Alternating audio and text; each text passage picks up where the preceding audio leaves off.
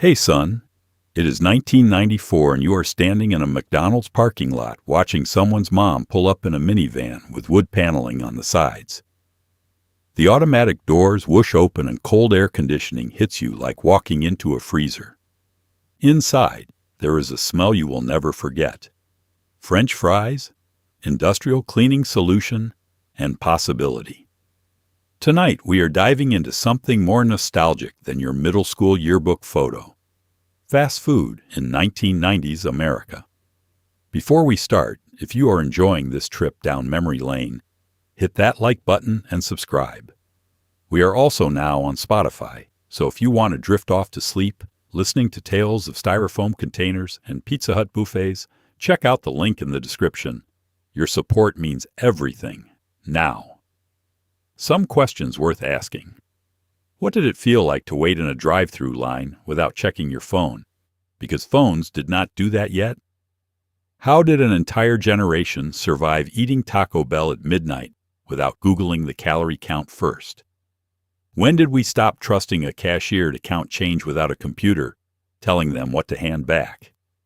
And why did every Pizza Hut smell exactly the same? It is 1996 now. Someone is unwrapping a burger in a booth near the window. A kid is climbing through a play-place tube. The radio plays a song you have not heard in 20 years, but still know every word to. And everything is about to make sense.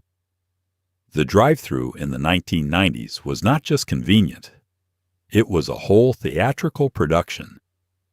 You pulled up to a speaker box that crackled like a walkie-talkie from 1942, squinted at a backlit menu board where half the lights had burned out, and tried to shout your order into what sounded like a tin can connected to another tin can by fishing line. The voice that came back was barely human, garbled by static, and what might have been a blender running in the background.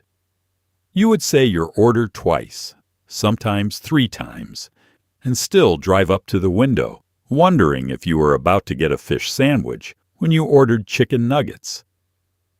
The speaker box sat there at an angle designed by someone who had never actually tried to use it from a car. You would lean out your window, straining against the seatbelt, your face pressed against the side mirror trying to get close enough for the microphone to register human speech. The menu board loomed above you, backlit, but somehow still impossible to read in direct sunlight. Items were listed in categories that made sense to whoever designed the board, but to no one else. Sandwiches were mixed with meals. Drinks were somewhere else entirely. Prices were listed in a font too small to read from your car unless you had the vision of a fighter pilot. The crackling would start before you were ready. A burst of static, then a voice asking what you wanted. You were still reading the menu. You were still deciding between a Big Mac and a Quarter Pounder. But the voice was waiting, and there were cars behind you, and suddenly you were under pressure to make a decision about lunch that would define the next 20 minutes of your life. You would blurt out your order, hoping the words made it through the static barrier between you and whoever was inside wearing a headset. Then came the repeat. The voice would echo back what they thought you said, and it was always slightly wrong. You ordered a cheeseburger, they heard hamburger. You asked for no pickles, they confirmed extra pickles. You said Sprite, they registered Dr. Pepper. So you would correct them, speaking louder this time, enunciating each syllable like you were trying to communicate with someone who spoke a different language. Sometimes this worked. Sometimes it made things worse. By the third attempt, you would just accept whatever they thought you ordered and hope for the best. The drive forward to the window felt like a small victory. You had placed your order. You had survived the speaker box.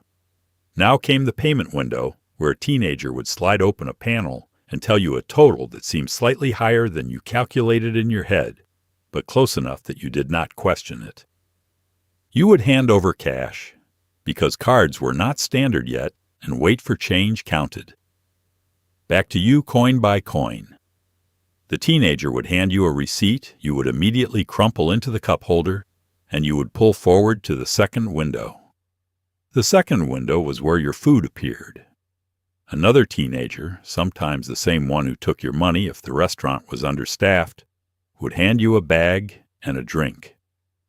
The bag would be warm and slightly greasy, already leaving spots on the paper. The drink would be cold and sweating, condensation dripping onto your hand.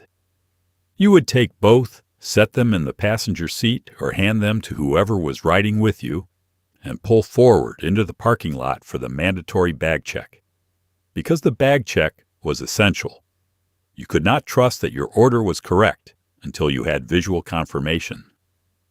Too many times, you had driven home only to discover they had given you someone else's meal entirely. So you would park, open the bag, and inspect the contents like a detective examining evidence. Burger, present. Fries accounted for. Sauce packets, maybe. The drink was always a gamble. You asked for Coke, but you would not know what you actually received until you took that first sip and tasted either Coke or some horrifying substitute that someone thought was close enough. If something was wrong, you faced a choice. Drive back through the line and attempt to explain the error, or accept your fate and eat whatever you received. Most people chose acceptance. The thought of going through the speaker box ordeal again was too exhausting. You would eat your hamburger when you ordered a cheeseburger and consider it a lesson in managing expectations. The drive-thru represented freedom in 1990s America. You could get food without getting out of your car, without changing out of whatever you were wearing, without interacting with other humans beyond the brief transaction at the window. It was peak convenience wrapped in a layer of technological frustration that somehow made the whole experience feel more authentic. The drive-thru was not perfect. It was barely functional. But it was yours, and you used it anyway. The menu boards of the 1990s were magnificent works of practical advertising. They hung above the counter in backlit plastic glory, displaying every item the restaurant offered in a grid so organized it would make a librarian weep. The photos showed burgers that looked like they belonged in a museum, fries standing at attention, drinks so cold they had frost on the outside of the cup. None of this bore any resemblance to what you actually received, but that did not matter. The menu board was not selling reality. It was selling possibility, and you believed it every single time. The boards were enormous.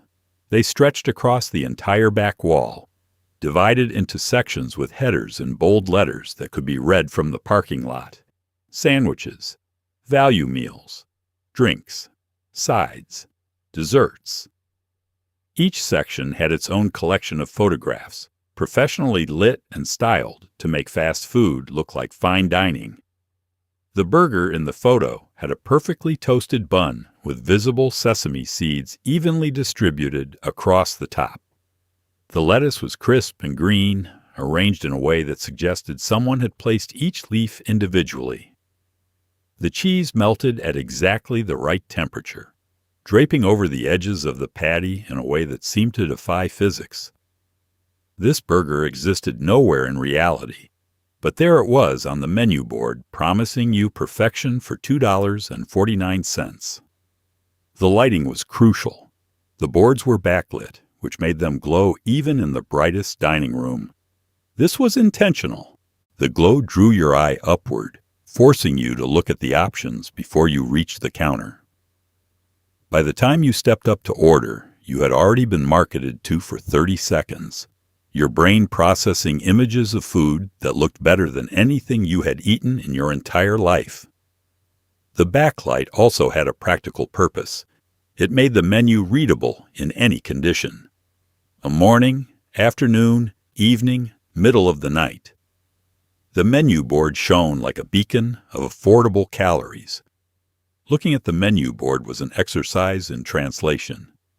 You knew the burger in the photo was not the burger you would receive, but you had to imagine what the real version would look like based on the fantasy version hovering above the register.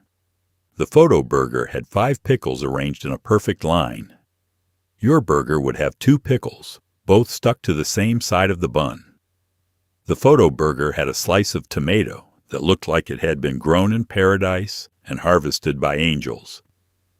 Your burger would have a tomato slice that had seen better days, pale and slightly translucent, contributing more water than flavor. But you accepted this gap between advertising and reality because everyone accepted it. The menu board was aspirational.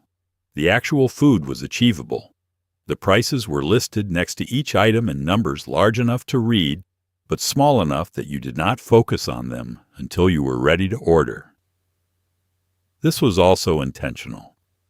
The restaurant wanted you to fall in love with the image before you considered the cost, and by the time you noticed the price, you were already committed. A Big Mac meal for $3.99. A Whopper for $1.99. 6-piece Chicken McNuggets for $2.49. These prices seem impossible now, but in the 1990s, they were standard. You could feed yourself for under $5 and have change left over.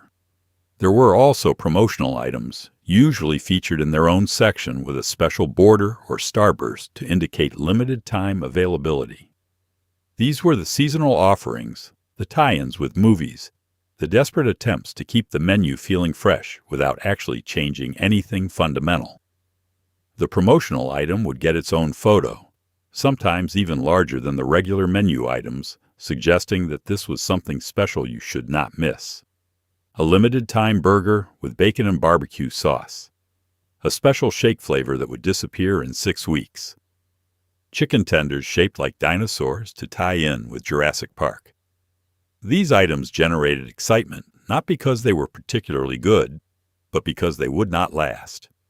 Scarcity created value. The menu board also served a practical function beyond advertising. It gave you something to do while you waited in line. You would stand there, staring up at the glowing panels, reconsidering your choice for the 4th time. Maybe you should get the meal instead of just the sandwich. Maybe you should upgrade to a large fry. Maybe you should try the new promotional burger, even though you always order the same thing. The menu board kept you engaged, kept you thinking about food, kept you from getting impatient about the line that was moving slower than it should. For employees, the menu board was a reference tool. When someone asked what you had, you pointed up. When someone asked about prices, you pointed up. The board contained all the answers to every customer question, assuming customers bothered to read it before ordering. Most did not. They would stare at the board for 3 minutes while waiting in line, then step up to the counter and ask what kind of sandwiches you had, as if the giant glowing advertisement behind you did not exist. The menu board was a contract between the restaurant and the customer. The restaurant promised food that looked like the photos. The customer agreed to accept food that did not look like the photos, but tasted close enough. This contract was honored every single day, millions of times, across thousands of restaurants. Nobody sued over the disparity between image and reality. Nobody demanded a refund because their burger was not as perfect as the menu board suggested. Everyone understood the game. The menu board sold the dream. The register delivered the reality. And somehow, that was enough. There was an art to paying for fast food in the 1990s, and that art was called exact change. You would stand at the counter while someone rang up your order on a register the size of a small refrigerator. Then came the moment of truth, counting out bills and coins, while a line formed behind you. $5.63 meant pulling out a $5 bill, 2 quarters, a dime, and 3 pennies. If you got it wrong, the cashier would count it back to you, slowly, making sure you understood mathematics. There was no tapping a card on a screen, no waving your phone near a sensor. Just you, your money, and another human being making sure the transaction made sense to both parties. The register itself was a mechanical beast. It had buttons the size of your thumb, each one making a satisfying click when pressed. The cashier would punch in your order code by code, and the register would display the total in green digital numbers that were somehow both too bright and too dim to read comfortably. The drawer would spring open with a loud ching that everyone in the restaurant could hear, announcing that money was changing hands. Inside the drawer were bills organized by denomination and coins sorted into slots that had been used so many times the metal was worn smooth. Cash was the default payment method. Credit cards existed, but using them at a fast food restaurant in the mid-1990s felt strange, almost pretentious. Cards were for real purchases: clothing, electronics, gas if you were fancy. Fast food was a cash business.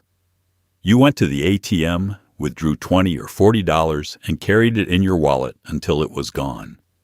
When the cash ran out, you stopped eating fast food until you went to the ATM again. This created a natural budget system that kept spending in check without any apps or spreadsheets. You had $20. A meal cost $4. Therefore, you could afford 5 meals. The math was simple and impossible to ignore. Paying with exact change was a point of pride for some people. They would collect their coins throughout the week, storing quarters in the car console and dimes in jacket pockets, waiting for the perfect moment to deploy them. When that moment came, they would stand at the counter and carefully count out the precise amount, no bills necessary. 5 quarters, 3 dimes, and 3 pennies. The cashier would accept this collection without comment, counting it themselves to verify, then close the drawer without opening it because no change was required. These transactions felt efficient, mathematical, correct. Both parties knew exactly what had happened. No ambiguity. No need for the register to calculate change. But most people did not have exact change. Most people handed over a 5 or a 10 and waited for the cashier to make change. This process took longer than it should because the cashier was often a teenager working their first job, and calculating change required a level of focus that was difficult to maintain during an 8-hour shift of repetitive transactions. The register helped by displaying how much change to give back, but even with mechanical assistance, errors happened. You would hand over a 5 for a $3.63 purchase, and the cashier would stare at the screen like it was written in ancient Greek, trying to translate the number into actual bills and coins that needed to move from the drawer to your hand. The cashier would count the change back to you, a practice that was standard then, but has mostly disappeared now. They would start with the coins, placing them in your palm one by one. 63, 75, and $1. Then the bills. 2, 3, 4, 5. This method ensured everyone agreed on the amount. You watched the change accumulate in your hand, verifying each coin and bill as it arrived. If something was wrong, you caught it immediately. If everything was correct, you walked away confident that you had been treated fairly. This was transparency built into every transaction. Sometimes people paid with large bills, a 20 for a $4 meal. This created problems. The cashier would have to break the 20, which meant pulling out a 10, a 5, and several ones, then adding the coins. The drawer had limited space, and giving out too many large bills early in the shift meant running out of small bills later. Cashiers dreaded large bills. They would sometimes ask if you had anything smaller, not because they were being difficult, but because they were trying to keep the drawer balanced for the next 6 hours. Most people did not have anything smaller, so the cashier would sigh internally and make the change anyway, hoping the next customer would pay with exact change and restore balance to the system. There was a rhythm to these transactions. Order placed, total displayed, money handed over, change counted back, receipt offered, customer moves aside. The rhythm kept the line moving, kept people fed, kept the restaurant functional. Break the rhythm and everything slowed down. Someone paying with a handful of pennies disrupted the rhythm. Someone asking for their receipt to be reprinted disrupted the rhythm. Someone questioning the price of an item disrupted the rhythm. The goal was to maintain flow, to keep everyone moving from menu board to register, to food pickup, to exit in the most efficient manner possible. Paying with cash also meant dealing with coins that accumulated in your pocket or purse throughout the day. Quarters were valuable. Dimes and nickels were useful. Pennies were dead weight that nobody wanted, but everyone kept receiving. You would end the day with a pocket full of change that weighed more than the food you bought with it. Some people collected this change in jars at home, saving it for emergencies or laundry or parking meters. Others dumped it into the console of their car, where it would rattle around until someone needed exact change for a drive-through order. The coins were a physical reminder of every transaction, every purchase, every decision to eat fast food instead of cooking at home. The whole system worked because it was simple. Money went in one direction, food went in the other. Everyone understood their role. The register mediated the exchange, keeping everything honest. And when you walked away with your meal and your change, you knew exactly what you had spent and what you had left. There was no mystery, no hidden fees, no wondering whether the transaction had processed correctly. You gave them money. They gave you food. The relationship was clear, transactional, and somehow comforting in its absolute clarity. The McDonald's play place was where parental supervision went to die. It was a multicolored maze of tubes, tunnels, and slides that smelled like feet and probably violated several safety regulations that had not been written yet. Kids would kick off their shoes, climb into the structure, and disappear for 30 minutes while their parents sat in the dining room, drinking coffee and pretending everything was fine. Inside the tubes, it was hot, cramped, and magnificent. You would crawl through tunnels that led to nowhere, slide down slides that had been polished smooth by thousands of previous children, and occasionally get stuck behind a kid who had decided that particular spot was now their permanent home. The play place existed in its own ecosystem, separate from the restaurant but connected by a doorway that might or might not have a door. Some locations had the play place fully enclosed in a room with windows, so parents could watch their children climb and fall without having to listen to the screaming. Other locations had the play place right in the main dining area, where everyone could enjoy the sounds of childhood at maximum volume. Either way, the structure dominated the space. It was huge, brightly colored, and impossible to ignore. Yellow tubes spiraled upward. Red platforms connected different levels. Blue slides descended at angles that seemed designed to maximize both speed and fear. The entrance was at ground level, a circular opening just large enough for a child to crawl through. You would get down on your hands and knees and enter the tunnel, immediately transported from the world of burgers and French fries into a world of primary colors and questionable hygiene. The smell hit you first. It was the smell of socks and old fruit and something else you could not quite identify but knew was not good. The plastic tubes absorbed every odor from every child who had ever crawled through them, creating a unique bouquet that was somehow both disgusting and nostalgic. Inside the structure, you were on your own. There were no adults to tell you which way to go or what to do. You could climb up or crawl forward or squeeze through a narrow passage that required you to exhale completely just to fit. The tubes twisted and turned, sometimes ending in a platform where you could stand up and look out through a plastic window at your parents below. Other times, the tubes led to dead ends, forcing you to back up or turn around in a space barely wide enough for your shoulders. Getting stuck was common. You would wedge yourself into a tube that was smaller than you anticipated, unable to move forward or backward, while other kids crawled over you or yelled at you to move, The slides were the main attraction. There were usually 2 or 3 slides at different heights, each one offering a different experience. The small slide was for beginners, a gentle descent that ended in a padded landing area. The medium slide required more courage, dropping you from a height that felt genuinely scary when you were 7 years old. The big slide was for the brave, a near vertical plunge that deposited you onto the floor with enough speed that you had to tuck and roll to avoid injury. You would climb to the top, sit at the edge of the slide, and hesitate for just a moment before pushing off and surrendering to gravity. The static electricity was legendary. The plastic tubes generated shocking amounts of static as you slid through them, building up a charge that would discharge the moment you touched anything metal or another human being. You would reach the bottom of the slide and touch the frame, receiving a shock strong enough to make you yelp. Or you would high-five another kid, and both of you would feel the spark jump between your hands. This was considered normal.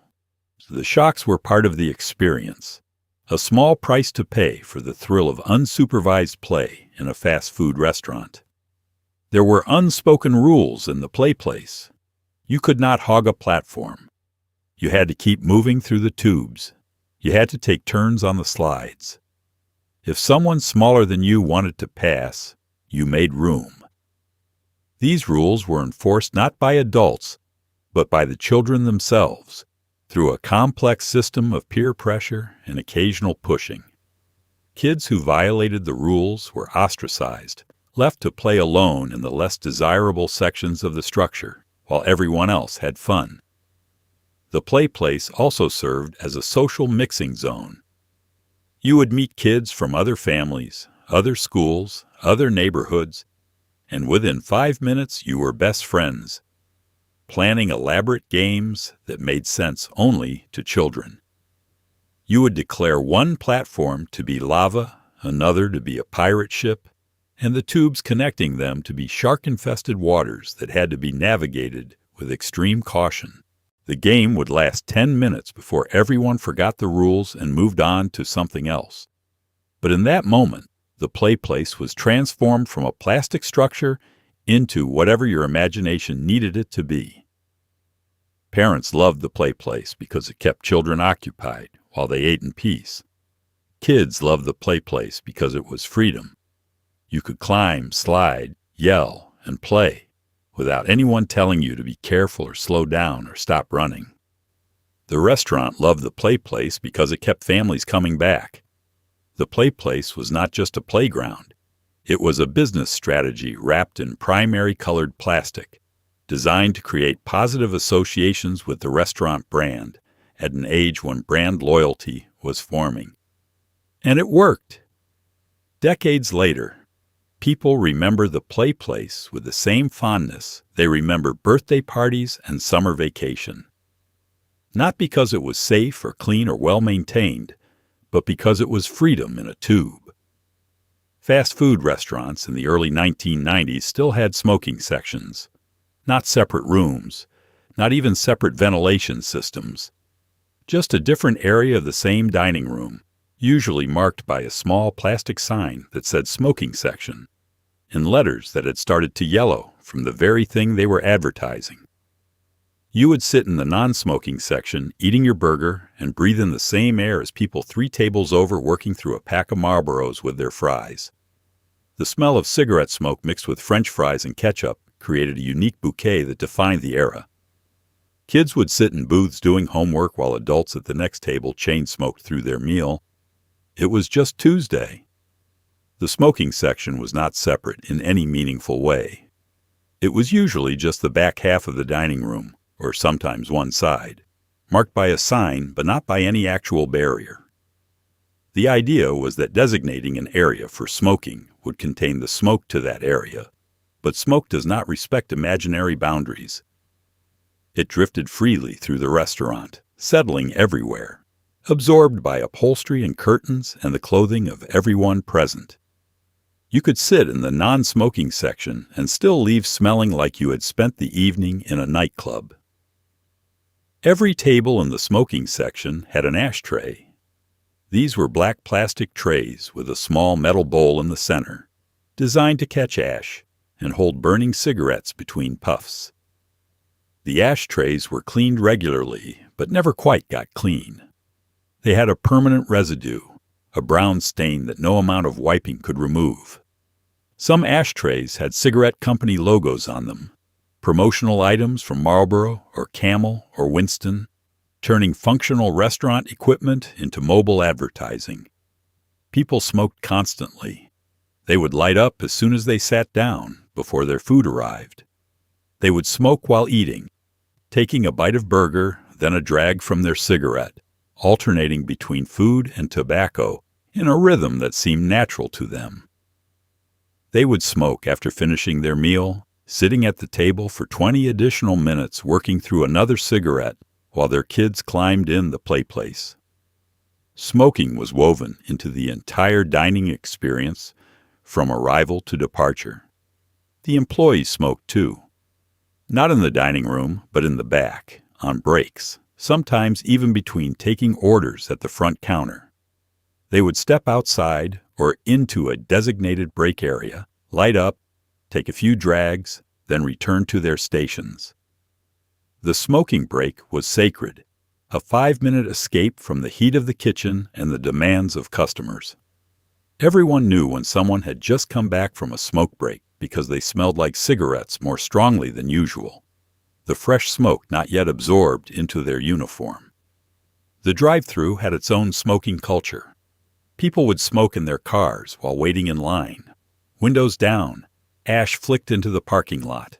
The drive-thru workers would sometimes smoke between taking orders, the microphone picking up the sound of them exhaling smoke as they asked what you wanted. This was not considered unprofessional. It was just what people did. Smoking was so normal, so integrated into daily life, that doing it while working at a fast food restaurant was barely worth noticing. Children grew up in this environment. They would sit across from their parents, eating happy meals, while their parents smoked through an entire meal. The smoke would drift across the table, and the children would breathe it in without complaint, because this was normal. They did not know any different. Smoke was just part of being in a restaurant, like ketchup dispensers and sticky floors. The idea that secondhand smoke was dangerous existed in medical research, but it had not yet penetrated public consciousness. People knew smoking was bad for the smoker, but the idea that it was bad for everyone around the smoker had not become common knowledge. Some people specifically requested the smoking section. They wanted to smoke with their meal, and they wanted to be around other smokers. The non-smoking section felt restrictive, judgmental, full of people who might give them disapproving looks. The smoking section was freedom. Everyone there had made the same choice. Nobody would judge you for lighting up with your coffee. In fact, someone might ask to borrow your lighter, creating a brief moment of camaraderie between strangers. The non-smoking section was for families with young children, health-conscious adults, and people who simply preferred not to smell like smoke when they left. But even in the non-smoking section, you were not protected. The smoke reached you. It always reached you. You might not be sitting directly next to someone smoking, but you were sharing the same air, the same ventilation system, the same building. The designation of smoking versus non-smoking was more psychological than practical. It made people feel like they had a choice, even though that choice was largely illusory. This started changing in the mid-90s. Cities and states began passing laws restricting smoking in restaurants. California banned smoking in restaurants in 1995. Other states followed. By the late 90s, smoking sections were disappearing. The ashtrays were removed. The signs came down. Smoking became an outdoor activity, something you did before entering the restaurant or after leaving, but never inside. People who had grown up with smoking sections found this change jarring. For years, they had associated eating out with the smell of smoke, and suddenly that smell was gone. The restaurants smelled like food again, just food, and some people missed the smoke. Not because they liked it, but because its absence marked the end of something that had defined their youth. The smoking section was gone, and with it, a very specific version of America. Something revolutionary happened in the late 1980s and exploded through the 90s. The value menu. Suddenly you could eat for less than $2. Wendy's had their 99-cent menu. McDonald's followed. Taco Bell built an entire business model around items that cost less than $1. A soft taco for 59 cents.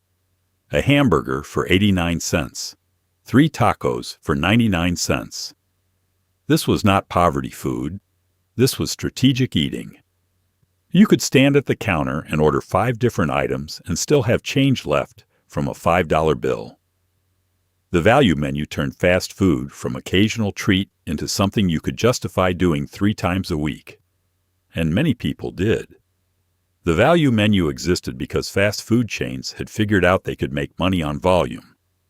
Sell a burger for 89 cents, make 10 cents profit, and if you sell enough burgers, those dimes add up. The margins were thin, but the volume was enormous. Millions of people buying dollar burgers generated real revenue. The value menu was not charity. It was mathematics. The chains calculated exactly how cheap they could make food while still turning a profit, and they priced everything at that threshold. The result was food so affordable it almost felt illegal. The psychology of the value menu was brilliant. By offering items that cost under $1, the chains removed the mental barrier that made people hesitate before buying. A $5 meal required thought. You had to consider whether you really wanted to spend that much. But a $1 burger, that was nothing. You could buy a $1 burger without thinking about it, without guilt, without any sense that you were making a significant financial decision. The value menu turned fast food into impulse purchases. It also changed how people ordered. Instead of getting a combo meal, you would build your own meal from value menu items. A hamburger for 89 cents, a small fry for 89 cents, and a small drink for 89 cents came to $2.67, which was cheaper than the value meal and gave you the same amount of food. You felt smart for gaming the system, even though the system had been designed to make you feel exactly that way. The chains did not care how you spent your money, as long as you spent it with them.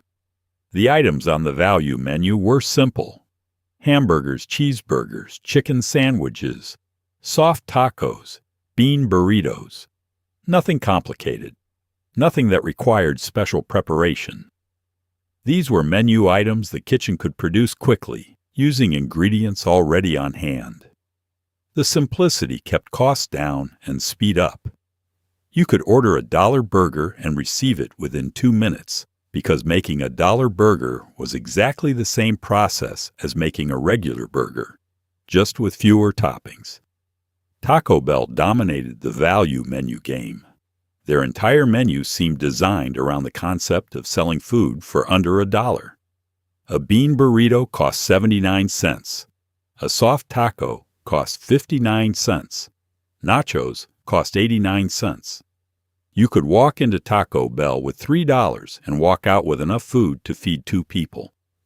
This made Taco Bell the default choice for broke teenagers, college students, and anyone else trying to maximize calories per dollar. The food was cheap, filling, and tasted exactly like you expected cheap fast food to taste. Which was fine. Nobody went to Taco Bell expecting haute cuisine. They went to Taco Bell expecting to spend less than $5.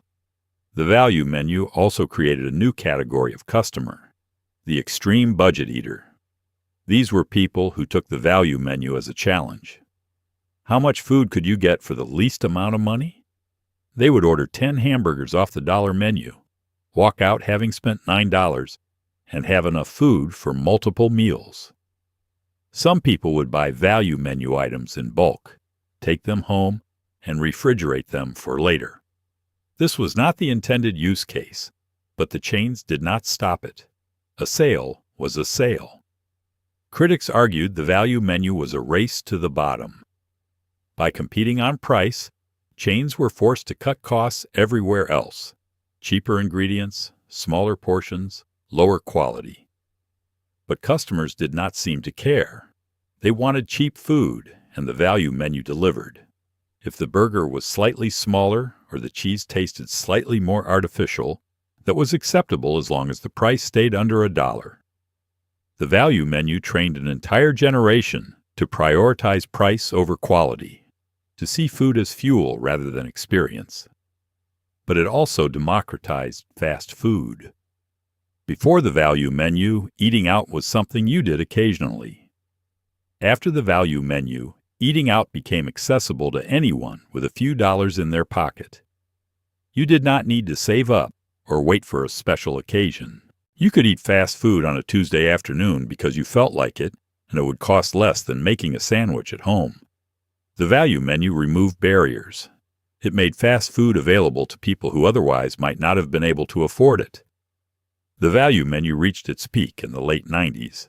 Items that cost 59 cents in 1995 cost 69 cents by 1998, then 79 cents by 1999.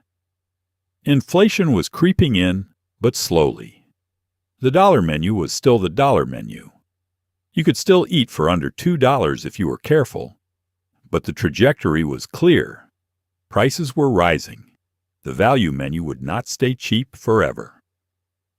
For a brief window in the 1990s, fast food was absurdly affordable, and people who experienced it remember the value menu the way previous generations remember penny candy. It was a moment when food was cheap enough that price became irrelevant, and for people with limited money, that was freedom. Taco Bell understood something other chains did not. People wanted to eat garbage food at 1 in the morning. Not breakfast, not dinner leftovers. Fresh, hot, barely recognizable Mexican food made by teenagers who were themselves barely awake. Taco Bell stayed open late when other places closed at 10. Drive through at midnight and order 7 tacos, a burrito, and a Mountain Dew. Nobody judged you. The cashier handed over a bag of food that weighed more than it had any right to, and you drove off into the night feeling like you had won something. Fourth meal became official Taco Bell marketing in 2006, but the concept had existed in practice since the 90s. Taco Bell was the night shift restaurant, the after-party restaurant, the I just got off work and everything else is closed restaurant. The late-night hours set Taco Bell apart. While McDonald's and Burger King locked their doors at 10 or 11, Taco Bell stayed open until midnight, sometimes 1 or 2 in the morning. This made them the default choice for anyone who was awake and hungry after normal dinner hours. Night shift workers, college students studying for exams, people coming home from bars, teenagers with nowhere else to go. They all ended up at Taco Bell, drawn by the promise of cheap food at odd hours. The drive-thru at midnight had a different energy than during the day. The line was shorter but slower because everyone in it was either exhausted or drunk, or both. You would pull up to the speaker and order with the deliberate slowness of someone whose brain had stopped working at full capacity 3 hours ago. The voice that came back sounded equally tired, unbothered by your order of 5 bean burritos and 3 crunchy tacos. They had heard stranger orders. They had seen worse customers. Your late-night food needs barely registered as unusual. Inside the restaurant, if you chose to go inside instead of using the drive-thru, the atmosphere was strange. Fluorescent lights hummed overhead, casting everything in a harsh white glow. The dining room was mostly empty, except for a few other late-night diners, each sitting alone at a table, focused on their food, with the intensity of people who had no other options. The staff worked in slow motion, conserving energy for the hours ahead. Nobody was in a hurry. Time moved differently at Taco Bell after midnight. The food itself was perfect for late-night eating. It was hot, salty, and substantial enough to satisfy hunger without being so heavy you felt sick. A bean burrito at midnight hit different than a bean burrito at noon. Something about eating cheap tacos in your car at 1 in the morning made them taste better than they had any right to. Maybe it was the hunger. Maybe it was the exhaustion. Maybe it was just that Taco Bell food was designed for exactly this scenario, and eating it at the proper time unlocked its full potential. The menu was built for customization, which made it ideal for people with specific cravings. You could order a burrito without beans, a taco without lettuce, extra cheese on everything, hot sauce on the side. The staff would make these modifications without complaint because modifications were built into the system. Taco Bell expected you to customize. They encouraged it. The food was modular, assembled from the same basic ingredients arranged in different configurations. Whether you wanted a burrito, a taco, or nachos, you were getting beans, cheese, lettuce, tomatoes, and meat in different arrangements. The late-night customer understood this and used it to their advantage. Mountain Dew was the unofficial drink of late-night Taco Bell runs. The combination of caffeine and sugar made it the perfect companion to a 3-taco order at midnight. You would order a large Mountain Dew with your food, and it would keep you awake for another hour or two, allowing you to drive home safely or stay up for whatever came next. Taco Bell and Mountain Dew had a partnership that went beyond corporate sponsorship. They belonged together. Drinking water with Taco Bell felt wrong. Coffee felt wrong. Mountain Dew was correct. There was also a social aspect to late-night Taco Bell runs. You would go with friends after a concert or a movie or a party. Pile into one car, drive to Taco Bell, order too much food, and sit in the parking lot eating and talking until 2 in the morning.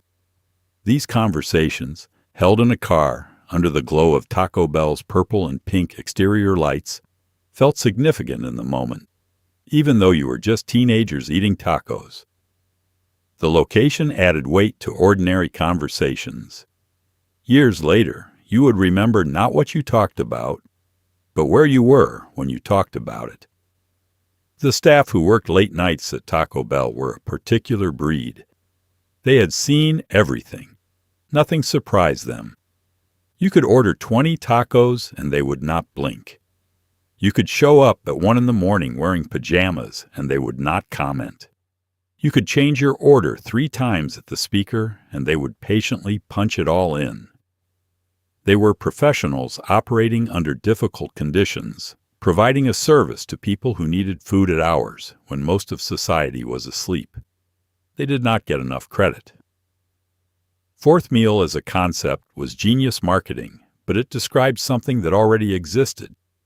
People were already eating fast food in the middle of the night. Taco Bell just named it, branded it, and built a campaign around it. By acknowledging that late-night eating was a legitimate meal occasion, Taco Bell gave permission for people to do what they were already doing without guilt. It was not a midnight snack. It was fourth meal. It was intentional, planned, a recognized part of the daily eating schedule.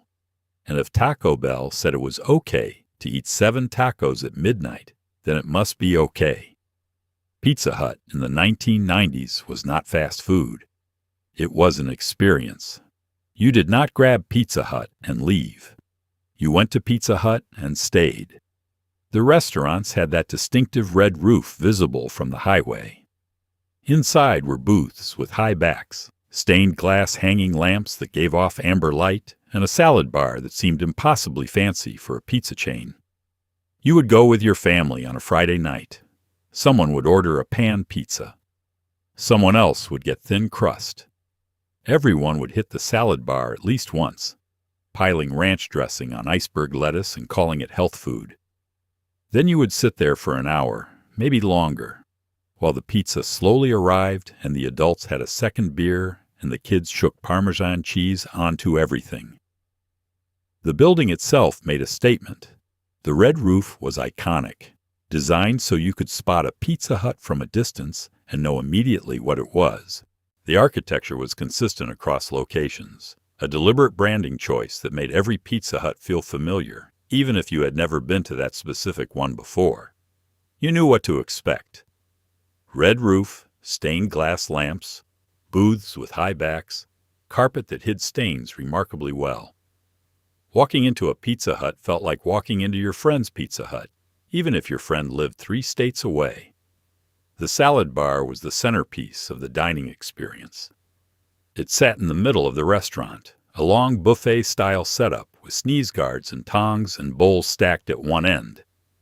The salad bar had lettuce, obviously, but also pasta salad, potato salad, breadsticks, occasionally soup.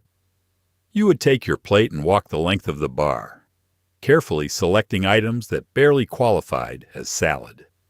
A handful of lettuce, a massive scoop of pasta salad, 3 breadsticks, a ladle of ranch dressing poured over everything.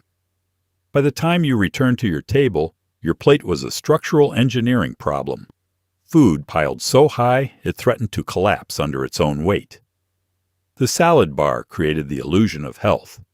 You were eating salad, therefore you were making a responsible choice, even though your plate contained more calories than the pizza you were about to eat. The pasta salad was mayonnaise held together by small pieces of pasta. The breadsticks were carbs soaked in butter. The soup was cream with vegetables as an afterthought.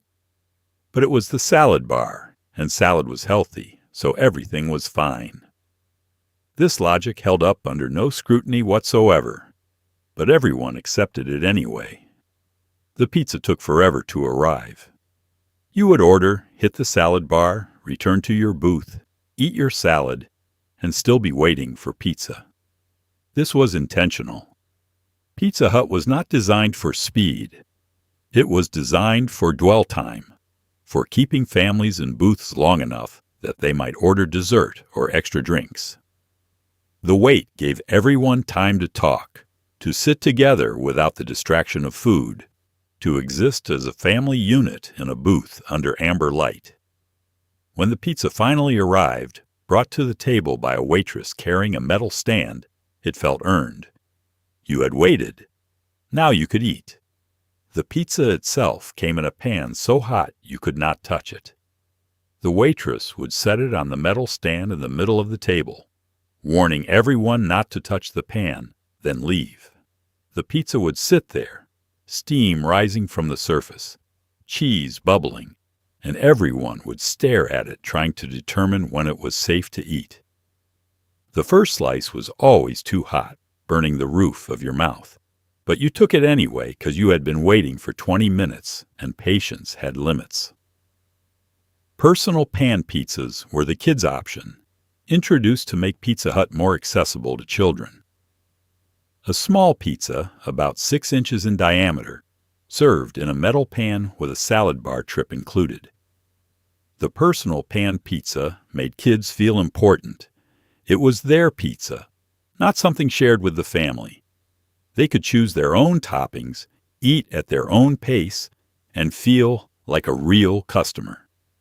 Pizza Hut also ran a program with schools where kids could earn free personal pan pizzas by reading books, which created a powerful association between reading and pizza that lasted into adulthood.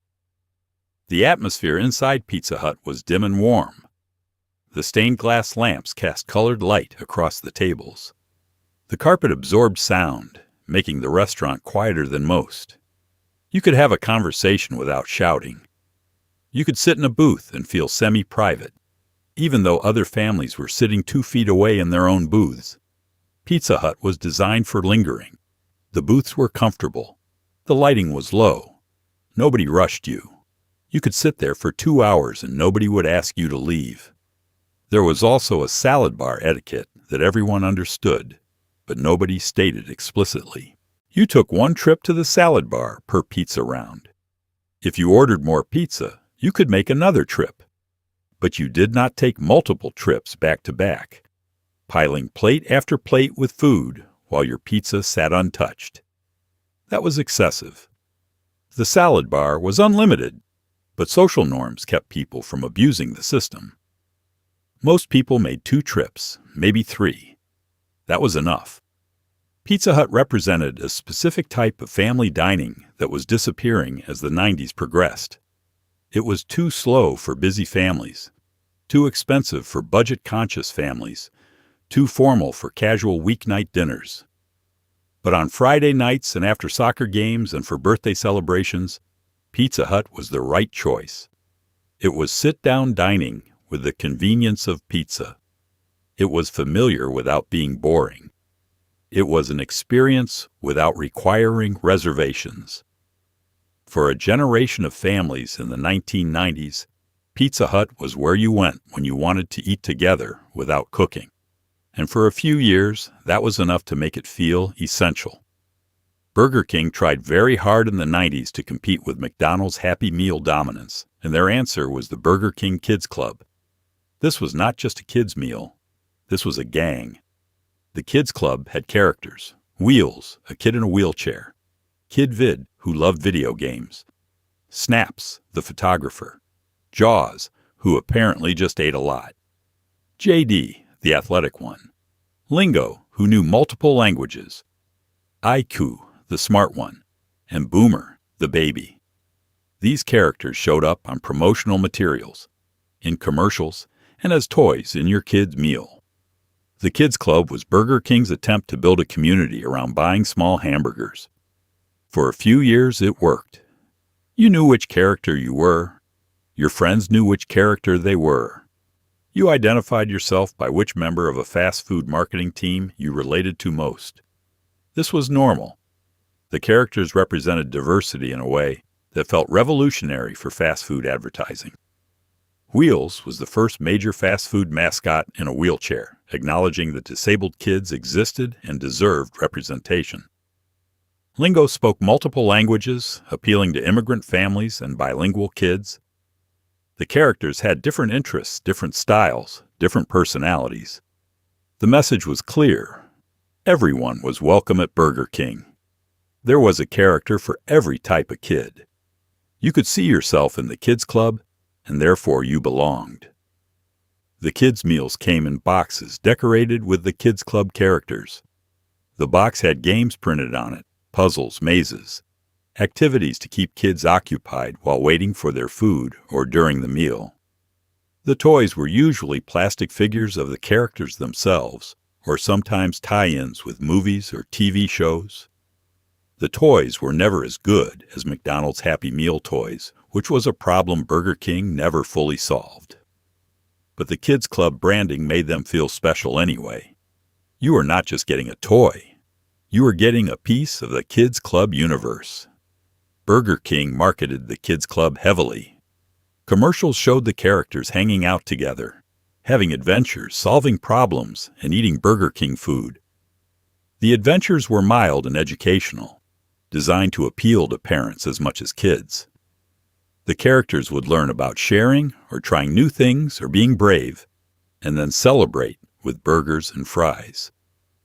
This was advertising disguised as after-school special content, and it worked because the characters were appealing and the lessons were gentle enough not to feel preachy. There were also birthday parties. Like McDonald's, Burger King offered birthday party packages where you could bring a group of kids, get Kids Club meals for everyone, and have a party room decorated with Kids Club materials. The Kids Club characters would show up on banners, plates, napkins, cups. It was total brand immersion. Your birthday party became a Burger King commercial. But you were too young to care. You were surrounded by friends, eating hamburgers, and that was enough. The characters had their own backstories and relationships. Kids Club promotional materials suggested that JD and Jaws were best friends, despite having nothing in common beyond being part of the same marketing campaign. IQ was the problem solver. Kid Vid was obsessed with technology. Snaps was creative. Lingo was worldly. Each character had a role, a personality, a reason for existing beyond selling food. This gave kids something to latch onto, a way to engage with the brand beyond just eating. You could pick your favorite character, collect toys of that character, and feel connected to the kids' club in a personal way. The meals themselves were standard kids' fare. A small hamburger, cheeseburger, small fries, a small drink, and a toy. The portions were appropriate for children, which meant too small for teenagers, but perfect for kids under 10. The food was unremarkable. It tasted like fast food. But the packaging and the branding and the characters elevated it into something more. You were not just eating a hamburger. You were a member of the Burger King Kids Club. And that membership came with a sense of belonging. Burger King tried to extend the Kids Club beyond just meals. There were comic books featuring the characters, activity books, stickers. Burger King wanted to create a multimedia empire around these characters, but it never quite reached the level they hoped for. The characters were popular, but they never became cultural icons the way Ronald McDonald had. They existed in a specific time and place, defined by 1990s fast food marketing. And when that era ended, the characters faded with it. Comparing yourself to a kids' club character was a form of identity formation. Saying you were IQ meant you saw yourself as smart. Saying you were JD meant you were athletic. Saying you were KidVid meant you loved video games. These were simple identities, limited by what the marketing team had created, but they gave kids a framework for understanding themselves. The characters were not complex enough to define a whole personality, but they were clear enough to provide a starting point. And for kids trying to figure out who they were, any starting point felt valuable. The Kids Club lasted through the 1990s and into the early 2000s before being retired. The characters disappeared, the branding changed. Burger King moved on to new marketing strategies. But for people who grew up with the Kids Club, the characters remain vivid. You can still picture Wheels. You remember Kid Vid's sunglasses. You know what Jaws looked like, even though you have not thought about him in 20 years. The Kids Club characters were not just advertising. They were part of childhood, preserved in memory alongside birthday parties, playground games, and everything else that mattered when you were 7 years old. The Wendy's Frosty occupied a unique position in 1990s fast food hierarchy. It was not quite a milkshake, not quite soft-serve ice cream. It existed in a strange in-between state, too thick to drink, too soft to be proper ice cream.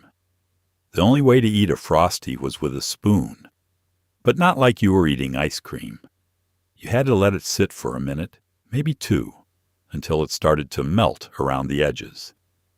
Then you would dip your spoon in and get that perfect consistency, creamy but still cold enough to hurt your teeth. Some people dip their fries in it, which sounds insane until you try it and realize salt and chocolate have been working together since the beginning of time.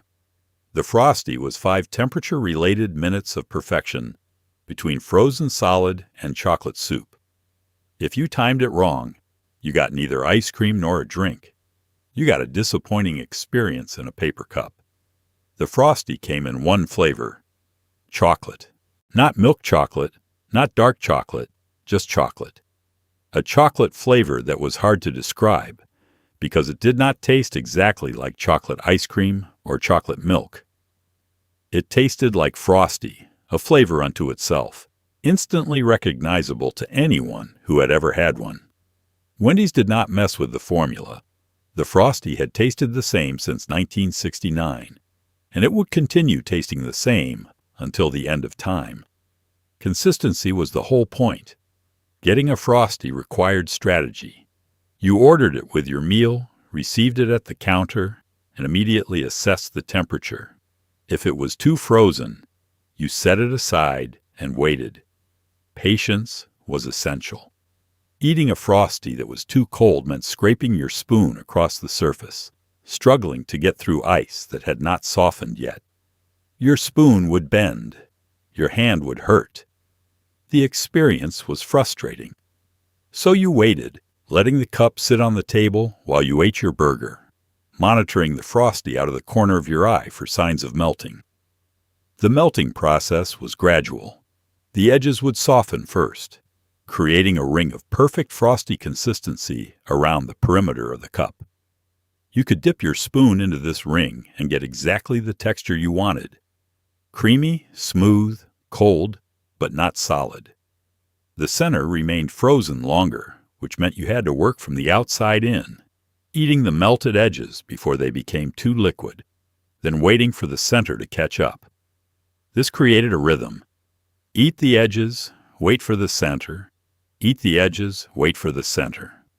The Frosty demanded attention. You could not just eat it, you had to manage it. Then there was the fry dipping phenomenon. At some point in Frosty history, someone discovered that dipping hot, salty French fries into cold, sweet Frosty created a flavor combination that should not work, but absolutely did. The salt enhanced the chocolate. The cold contrasted with the hot. The crispy texture of the fries played against the creamy texture of the Frosty. It was perfect. Once you tried it, you could not go back. Every Wendy's meal became an opportunity to dip fries into your Frosty, creating a salty-sweet cycle that lasted until either the fries or the Frosty ran out. Not everyone understood fry dipping.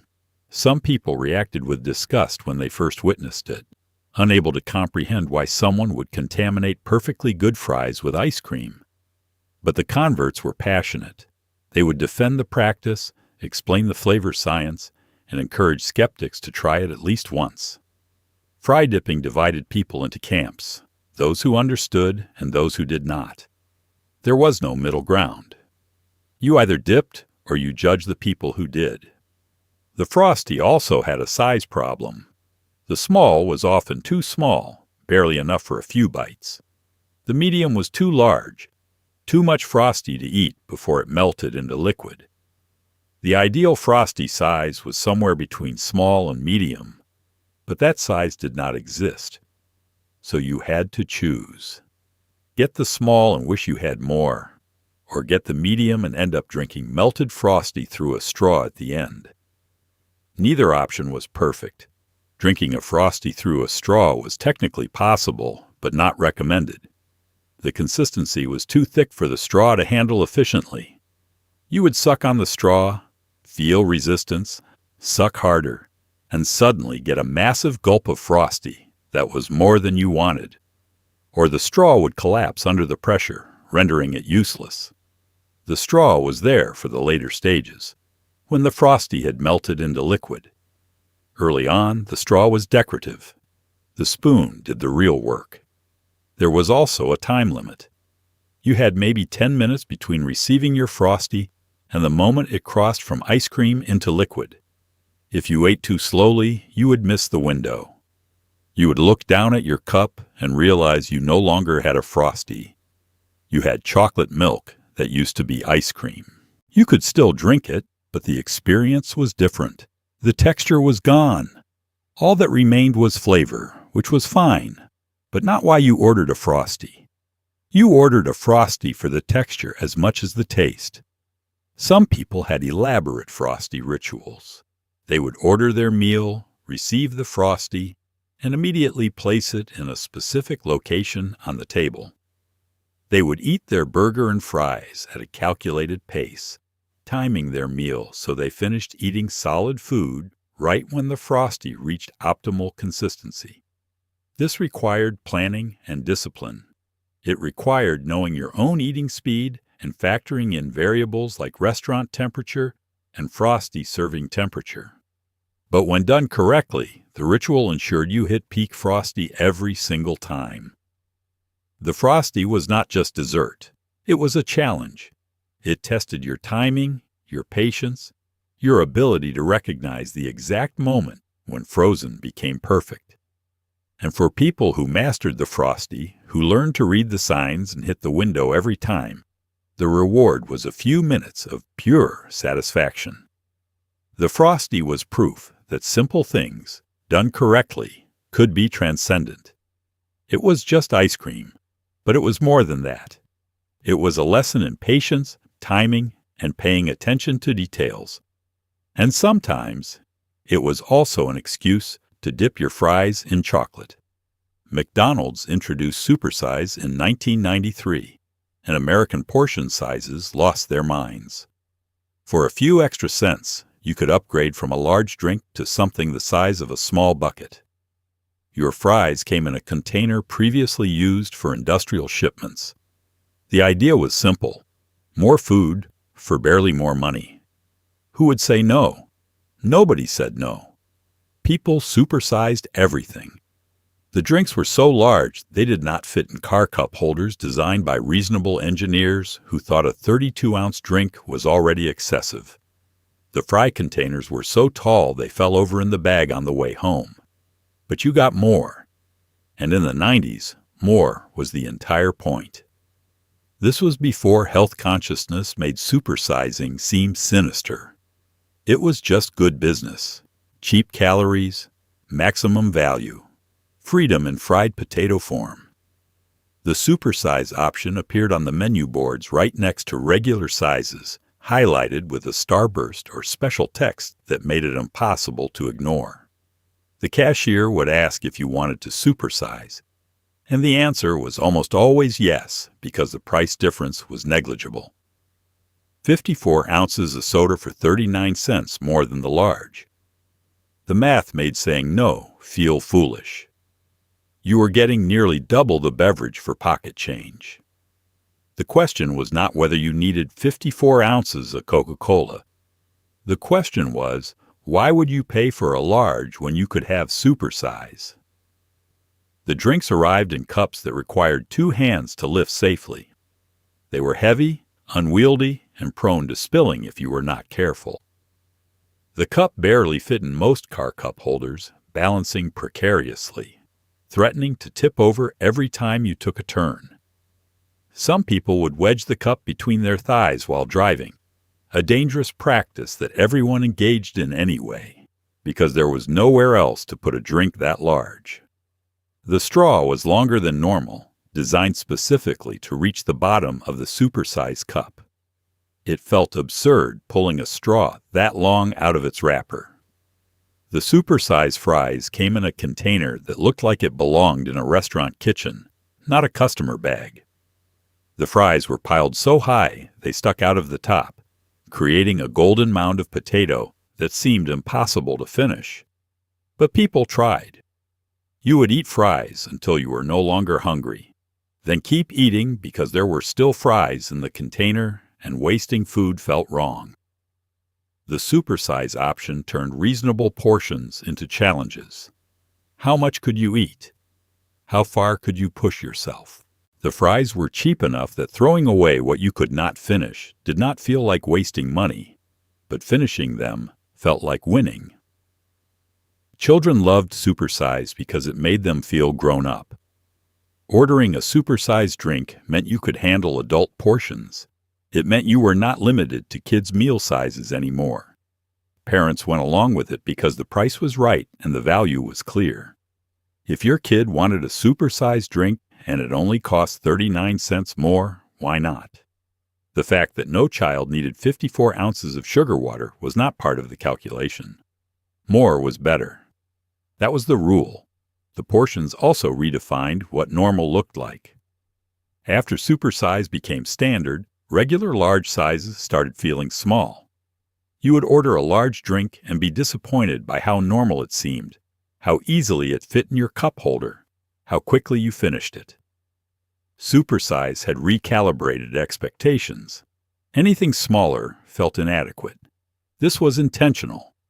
McDonald's wanted customers to feel like supersize was the default, the choice that made sense, the option everyone should pick. And for several years, it worked. Supersize also created a specific type of customer, the value maximizer.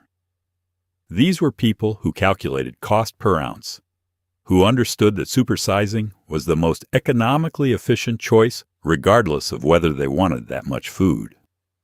They would supersize everything every time because the math demanded it. Getting more for less was its own reward. separate from hunger or taste. The food was secondary.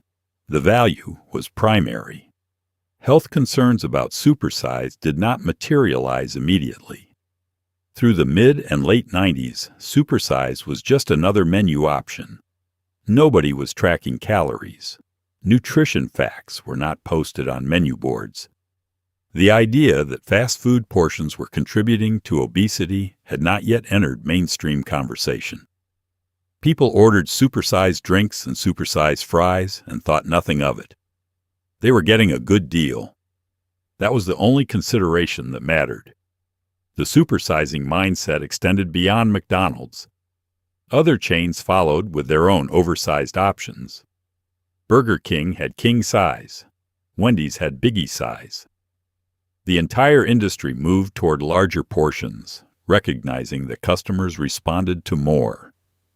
The competition was not about quality or taste. It was about volume.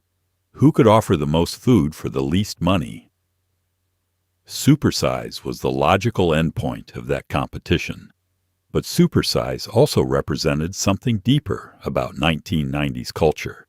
It was a decade of excess. Bigger houses, bigger cars, bigger everything.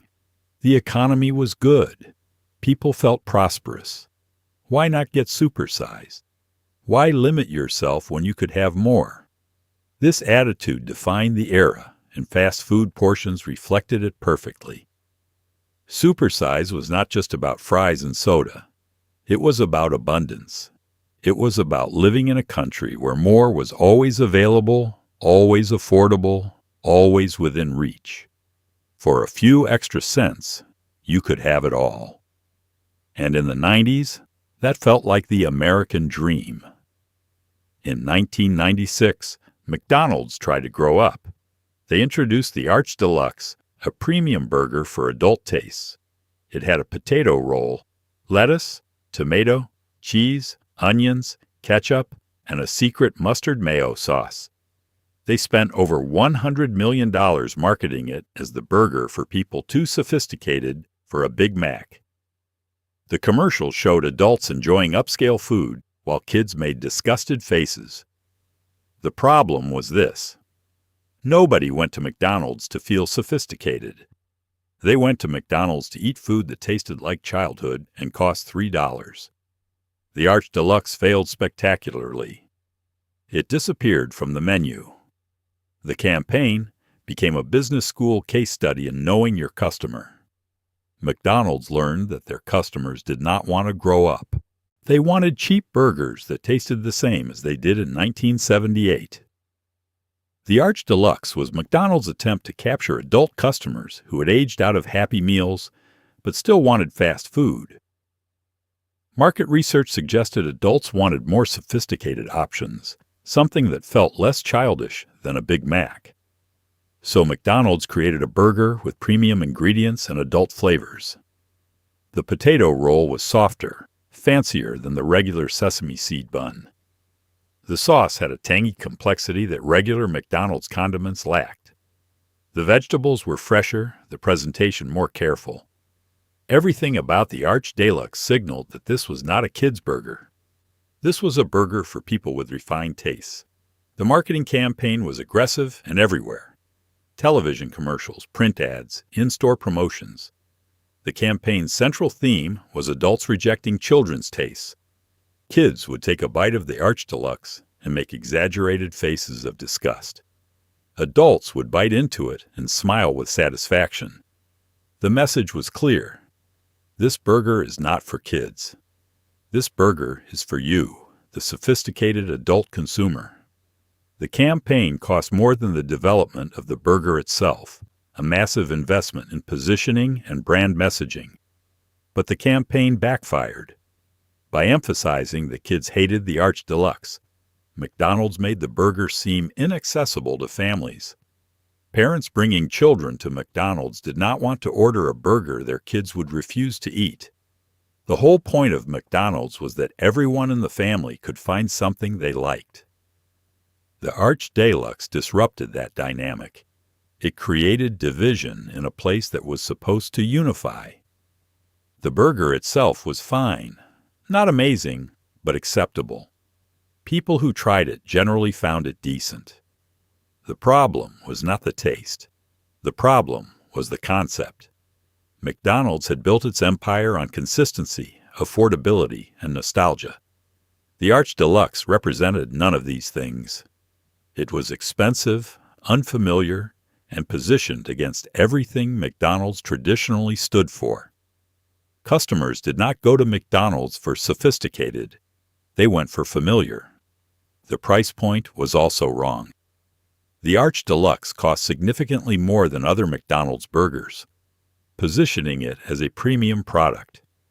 But people who wanted premium burgers were not going to McDonald's. They were going to sit-down restaurants or better fast casual chains. The customers who went to McDonald's wanted cheap food quickly. They did not want to pay extra for a burger that made them feel like they were trying too hard. McDonald's also misjudged cultural timing. The mid-90s were not a moment when Americans wanted to feel sophisticated about fast food. Fast food was comfort food, guilty pleasure food, food you ate when you did not care about impressing anyone. The Arch Deluxe asked people to care, to consider McDonald's as something more than it was. Most customers were not interested in that exercise. They wanted the same burgers they had been eating for decades. The failure was expensive. Over $100 million spent on marketing a burger that never gained traction. McDonald's pulled the Arch Deluxe from the menu after a few years, quietly acknowledging defeat. The burger disappeared without ceremony, replaced by more traditional menu items that customers actually wanted. The campaign became a cautionary tale taught in business schools. Know your brand, know your customer, and do not try to be something you are not. Interestingly, the Arch Deluxe failure did not stop other chains from attempting similar upscale products. Burger King, Wendy's, and others all tried to introduce premium burgers aimed at adult consumers. Most of them failed too, though none as spectacularly as McDonald's. The lesson was clear, but apparently hard to learn. Fast food customers wanted fast food, not upscale dining experiences disguised as burgers. The Arch Deluxe represented a turning point for McDonald's. It marked the end of the company's experimentation with premium products and a return to its core values: cheap, consistent, familiar food. McDonald's accepted that it was not a sophisticated brand and did not need to be. Its strength was in being exactly what it had always been. The Arch Deluxe tried to change that, and customers rejected it. The burger's failure reinforced what McDonald's should have known all along. People did not go to McDonald's to grow up. They went to McDonald's to remember what it felt like to be young, when a hamburger and fries were enough to make any day better. The Arch Deluxe tried to kill that nostalgia, and customers refused to let it die. The 1990s began with Styrofoam and ended without it. McDonald's switched from Styrofoam clamshells to paper-based packaging in 1990, responding to environmental pressure. But for the first part of the decade, Styrofoam was everywhere else. Those squeaky containers that kept your burger warm, the coffee cups that maintained heat for 30 minutes, the sound they made when you opened them, that specific squeak that meant food was about to happen. Styrofoam did not biodegrade, which was becoming a problem the world was starting to notice.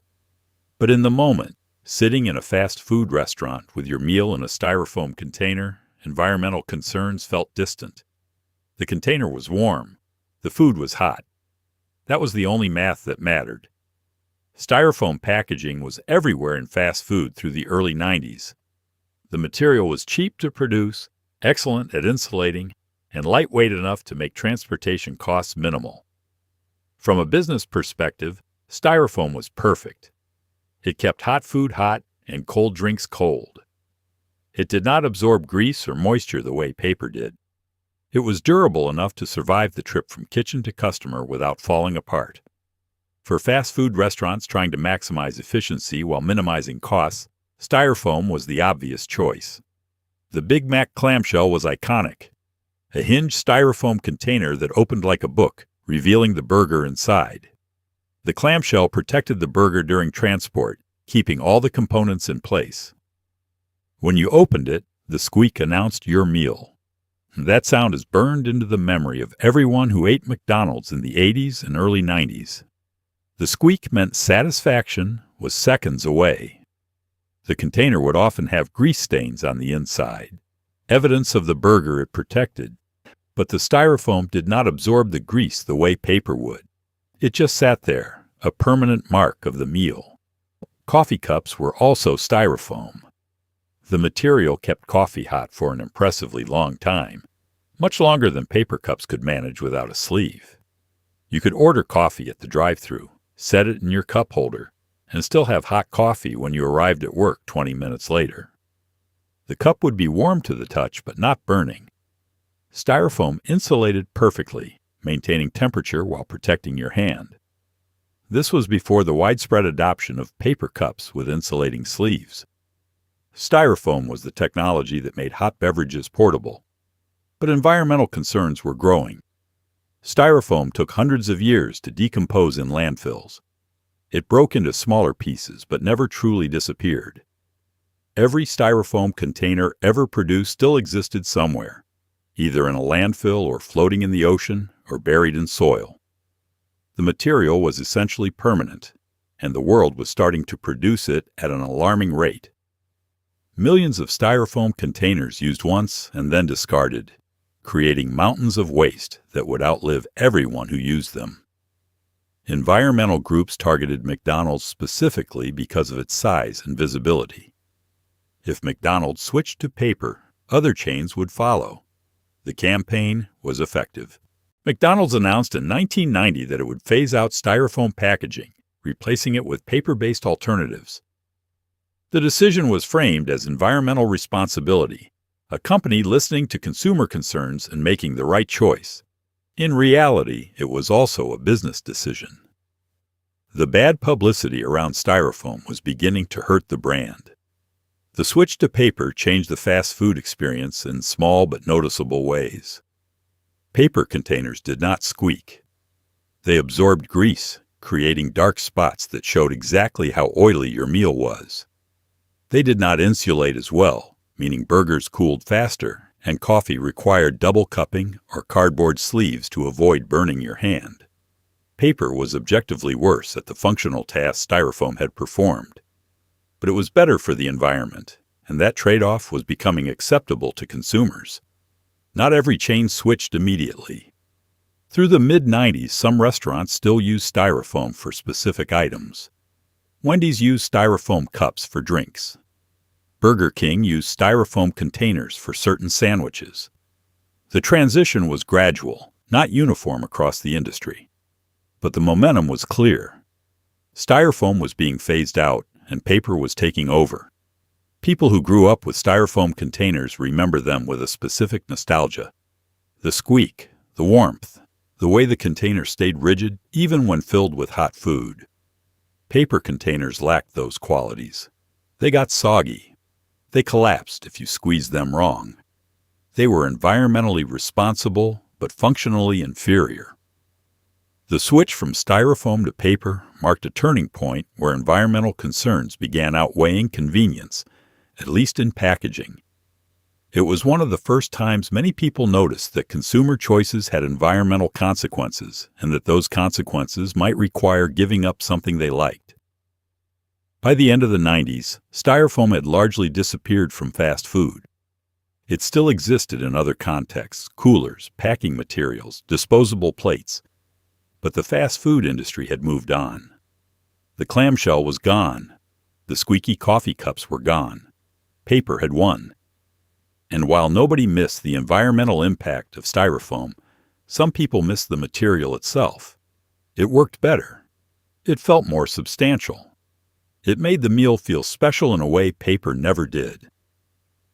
Styrofoam's last stand in fast food was the early 90s, and for people who experienced it, that squeak remains the sound of a specific time that will never come back. The self-serve condiment station was pure democracy. Ketchup pumps, napkin dispensers, plastic lids stacked in towers, salt packets, pepper packets. Occasionally, a squeezed bottle of mustard someone had touched with their burger-greasy hands. You could take as much as you wanted. Need 40 napkins for a single burger? Nobody stopped you. Want to fill a cup with ketchup? That was your business. The condiment station trusted you completely.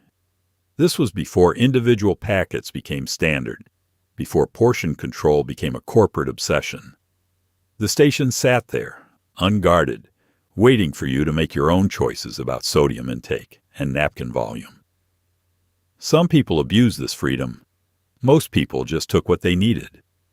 The condiment station was America in miniature. Unlimited resources, honor system, the hope that most people would do the right thing. The condiment station was positioned strategically in every restaurant, usually near the drink fountain or between the counter and the dining area. It forced you to walk past it after getting your food. The setup was simple but effective. Ketchup dispensers with pumps that delivered a precise amount with each press. The same for mustard. Napkins stacked in a dispenser that released one at a time, though everyone knew the trick of pulling from the side to get multiple napkins with one pull. Straws, lids, and sometimes wooden stirrers for coffee. Everything you might need to complete your meal, free for the taking. The ketchup pump was an engineering marvel. You placed your container, usually the fry box or a small paper cup, under the nozzle and pressed down.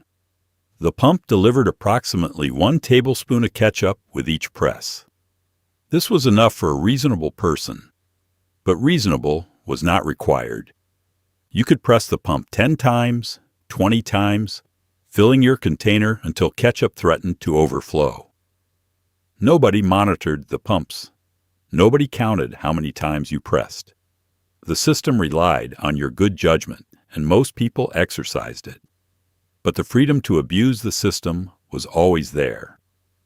Some customers developed elaborate ketchup strategies. They would fill an entire drink lid with ketchup, creating a portable dipping pool for their fries. Others would pump ketchup directly into their burger wrapper, mixing it with special sauce and creating custom condiment combinations. The condiment station enabled experimentation. You could try different sauce ratios, different combinations, different approaches to the same meal. Fast food became customizable, not through menu options, but through what you did at the condiment station. Napkins were the most frequently abused resource. People would grab stacks of napkins, far more than any reasonable meal required, and stuff them in their car, their bag, their pockets. The napkins were free, and they had utility beyond the current meal. You could use them to clean your windshield, wipe up spills, or stock your home supply. Some people viewed the condiment station as a free napkin depot that happened to also have ketchup. They would stop by without even ordering food, just to restock their napkin supply. The restaurants tolerated this because stopping it would require monitoring, which would slow down service and create confrontation. The condiment station also revealed character. How much someone took from the station said something about them. Taking what you needed, normal, responsible. Taking slightly more than you needed, understandable, planning ahead. Taking absurd quantities, technically allowed, morally questionable.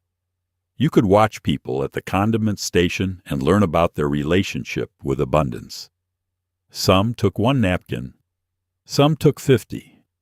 Both were within the rules, but they represented different philosophies. There were unspoken etiquettes. You did not block the station while you carefully arranged your condiments. You grabbed what you needed and moved aside for the next person.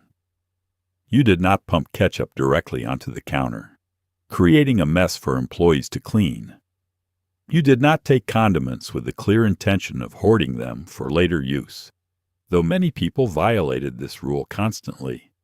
The etiquettes were never posted anywhere. They existed in the collective understanding of how shared resources should be managed. The squeeze bottles of mustard and mayonnaise were a risk. They sat in the condiment station for hours, touched by hundreds of people with varying levels of cleanliness. The bottles often had crusty residue around the cap, evidence of imperfect wiping after previous use. Some people avoided the squeeze bottles entirely, preferring packets despite the inconvenience. Others used them without hesitation, trusting that the restaurant maintained some minimum standard of hygiene. The squeeze bottles tested your willingness to trust in communal food supplies. The condiment station disappeared gradually through the late 90s and 2000s.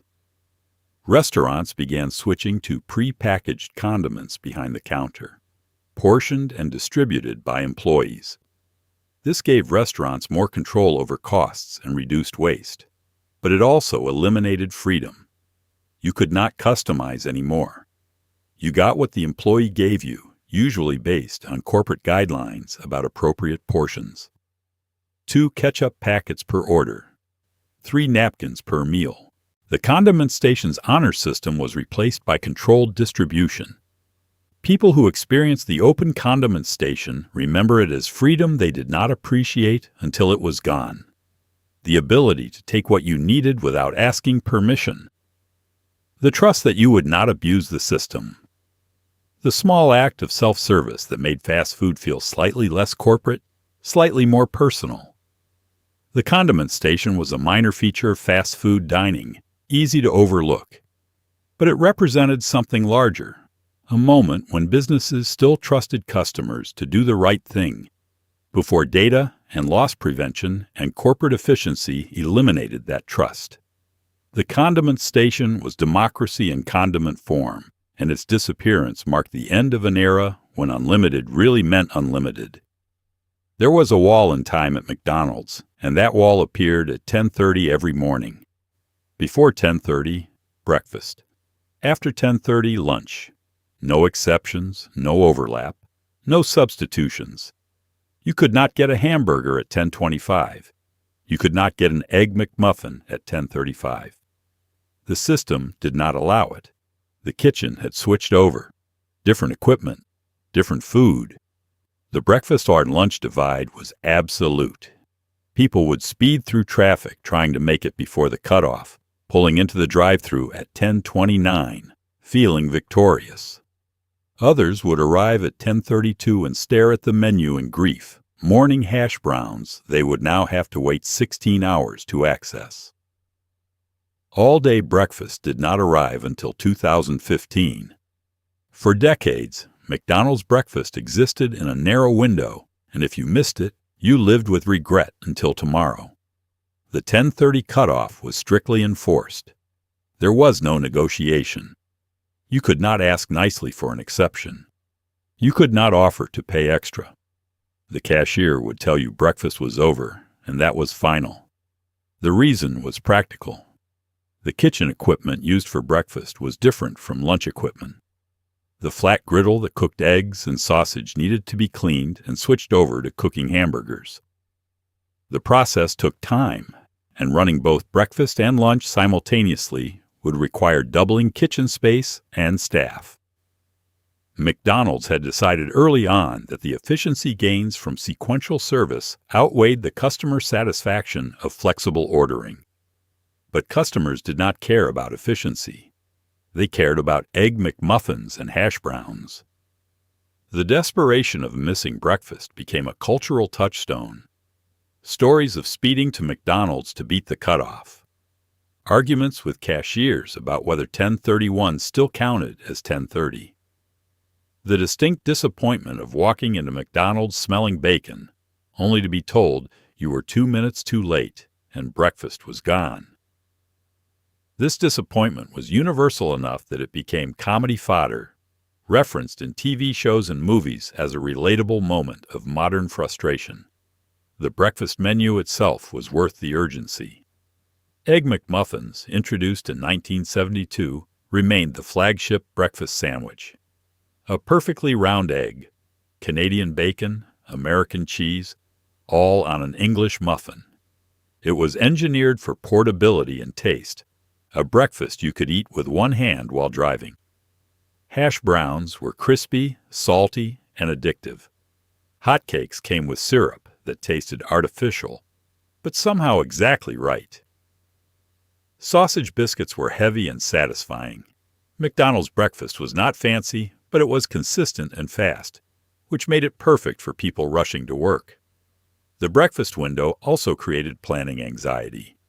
If you wanted McDonald's breakfast, you had to structure your morning around it. Wake up in time, get ready quickly, arrive before 10:30. The cutoff turned breakfast into a deadline, and deadlines create urgency even when the stakes are just breakfast sandwiches. People would set alarms specifically to ensure they could get McDonald's breakfast. The menu was not available all day, which made it precious. Weekend mornings saw the longest breakfast lines. People who slept in during the week would wake up Saturday at 9:30 and head to McDonald's specifically for breakfast. The dining room would fill with families, teenagers, and anyone else who viewed McDonald's breakfast as a weekend tradition. The lines would stretch to the door around 10:15 as people tried to order before the cutoff. Employees would call out 5 minutes until lunch and watch customers accelerate their decisions, frantically choosing between hotcakes and a breakfast burrito. The drive-thru cutoff created the most drama. You would sit in line, slowly advancing toward the speaker, watching the clock on your dashboard approach 10:30. If you made it to the speaker before 10:30, you were safe. If you were still 2 cars back when the clock struck 10:30, you were out of luck. The car in front of you would get the last breakfast order, and you would pull up to hear that lunch had started. This felt deeply unfair. You had been waiting in line. You were committed to McDonald's breakfast. But timing was timing, and the rules were absolute. There were workarounds, but they required planning. Some people would order multiple breakfast items before 10:30, enough to last through lunch, creating a breakfast stockpile for later. Others would go to McDonald's at 9 in the morning, order extra breakfast sandwiches, and refrigerate them to reheat later. These workarounds acknowledged a fundamental truth. McDonald's breakfast was good enough to justify absurd behavior. The lunch menu had its own appeal, but it did not carry the same urgency as breakfast. You could get a Big Mac at 2 in the afternoon or 8 at night. It was always there. Breakfast was fleeting, temporary, available only to those who planned ahead or got lucky. This scarcity created value. McDonald's breakfast mattered more because it was not always available. The 10:30 cutoff was frustrating, but it also made breakfast special. The introduction of all-day breakfast in 2015 marked a cultural shift. Suddenly, Egg McMuffins were available at 3 in the afternoon, hash browns at dinner time. The cutoff disappeared, and with it, the urgency. All-day breakfast was convenient and customer-friendly, but it also eliminated something intangible. When breakfast was available all day, it stopped being special. The desperation, the planning, the victory of arriving before 10:30, all of that disappeared. All-day breakfast was better in every practical way, but something was lost. For decades, McDonald's breakfast had existed in a limited window, and that limitation made it matter. The 10:30 cutoff was an inconvenience that accidentally created meaning. And when it disappeared, breakfast became just another menu option, available whenever you wanted it, which meant it stopped feeling like something you needed to chase. Taco Bell sauce packets were not just condiments. They were personalities. Mild for cowards. Hot for the brave. Fire for people who wanted to feel something. Each packet had a little saying printed on it, though in the 90s, these were simpler than the philosophical declarations they would become. The sauce was free. You could take as many as you wanted. People would grab handfuls, fill glove compartments, hoard them in desk drawers. The sauce packets became cultural artifacts, tiny portions of flavor that defined a generation's understanding of spice. The hot sauce was not actually that hot. The fire sauce was moderately warm. But compared to the bland efficiency of most fast food, Taco Bell sauce felt dangerous, rebellious. like you were living on the edge by adding a packet of fire to your bean burrito. The sauce packets came in 3 heat levels in the early 90s: mild, hot, and fire. Each level had its own color. Mild was green, hot was red, fire was orange. This color coding was essential because the packets all looked similar in size and shape. You needed to identify them quickly, especially if you were driving and trying to add sauce to your taco without looking away from the road for too long. The colors became ingrained in memory. Green meant safe. Red meant tolerable spice. Orange meant you might regret this but would do it anyway. The sauce itself was thin, more liquid than paste, designed to pour easily from the small packet. You would tear off the corner, squeeze, and watch the sauce flow onto your taco or burrito. The mild sauce was barely spicy at all, more tomato flavor than heat. It existed for people who wanted the experience of adding sauce without any real risk. The hot sauce had actual spice, enough to make your mouth warm, but not enough to cause pain. Fire sauce was the destination for people who wanted to prove something, either to themselves or their friends. It was not genuinely hot by objective standards, but it was hotter than anything else Taco Bell offered, which made it the brave choice. The packets had sayings printed on them, little phrases that ranged from obvious, "I'm hot," to mildly amusing, "Think outside the bun." These sayings were not yet the philosophical musings they would become in later decades. In the 90s, the text was simple, direct, mostly about the sauce itself. But even the simple sayings created a sense that the sauce packets had personality. They were not just condiments. They were characters in the Taco Bell experience. Little voices encouraging you to add more sauce, try a hotter level, embrace the chaos of fast food customization. People hoarded sauce packets like they were valuable resources. You would order food and grab a massive handful of packets, way more than you needed for that meal. The packets would accumulate in your car, your kitchen junk drawer, your desk at work. They became emergency hot sauce, available whenever you needed to add flavor to something bland. Leftover pizza, scrambled eggs, plain rice. Taco Bell sauce packets were portable flavor, and because they were free, there was no reason not to take as many as possible every time you went. The sauce also enabled customization beyond what the menu offered. You could order a plain bean burrito and add 3 packets of fire sauce, creating your own heat level. You could mix sauces, combining mild and fire, to create medium. You could add sauce to items that did not traditionally have sauce, experimenting with flavor combinations Taco Bell had never considered. The sauce packets gave customers control over their meal in a way most fast food did not allow. You were not just receiving food prepared by someone else. You were actively participating in the final product. There was also a social hierarchy around sauce tolerance.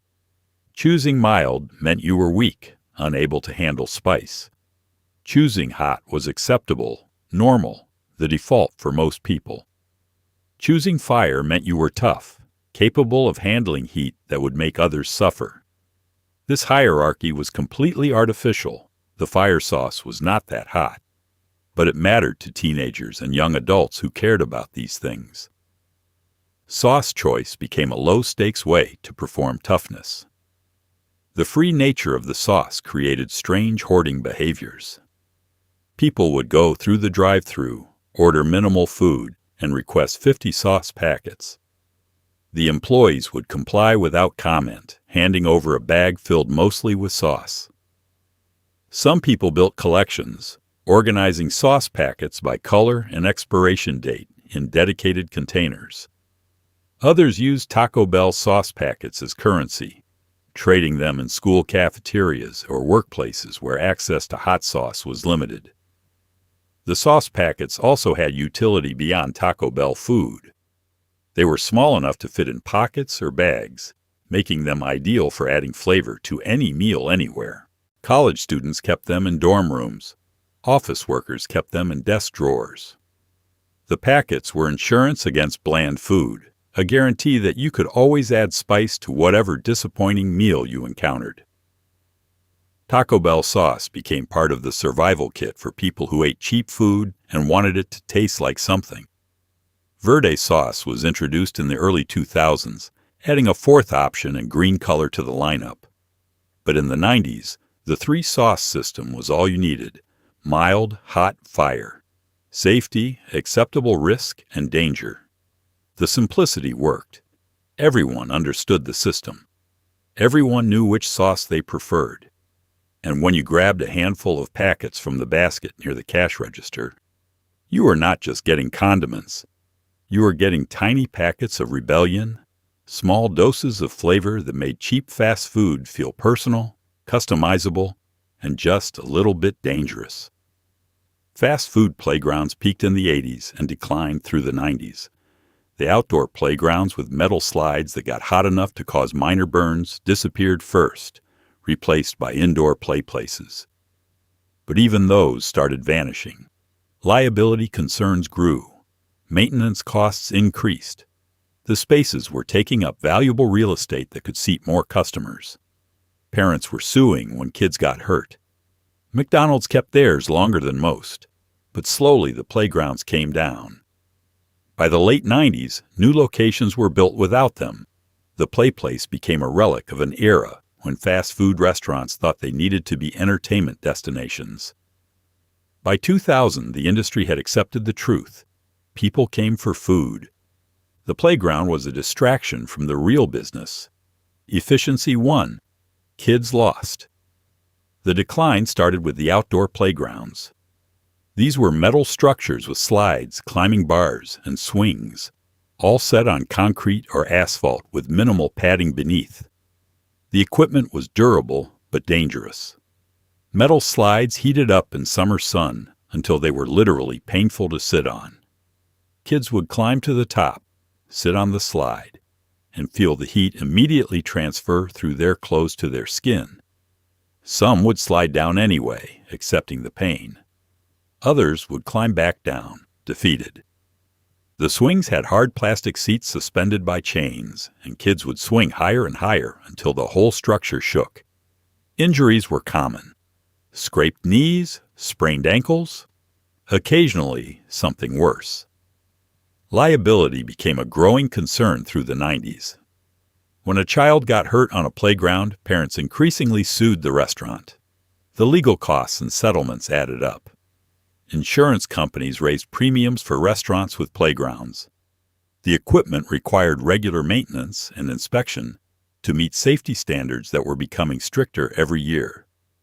All of this made playgrounds expensive to maintain relative to the value they provided. The playgrounds attracted families, but those families would have come anyway. The playground was a nice feature, not a business necessity.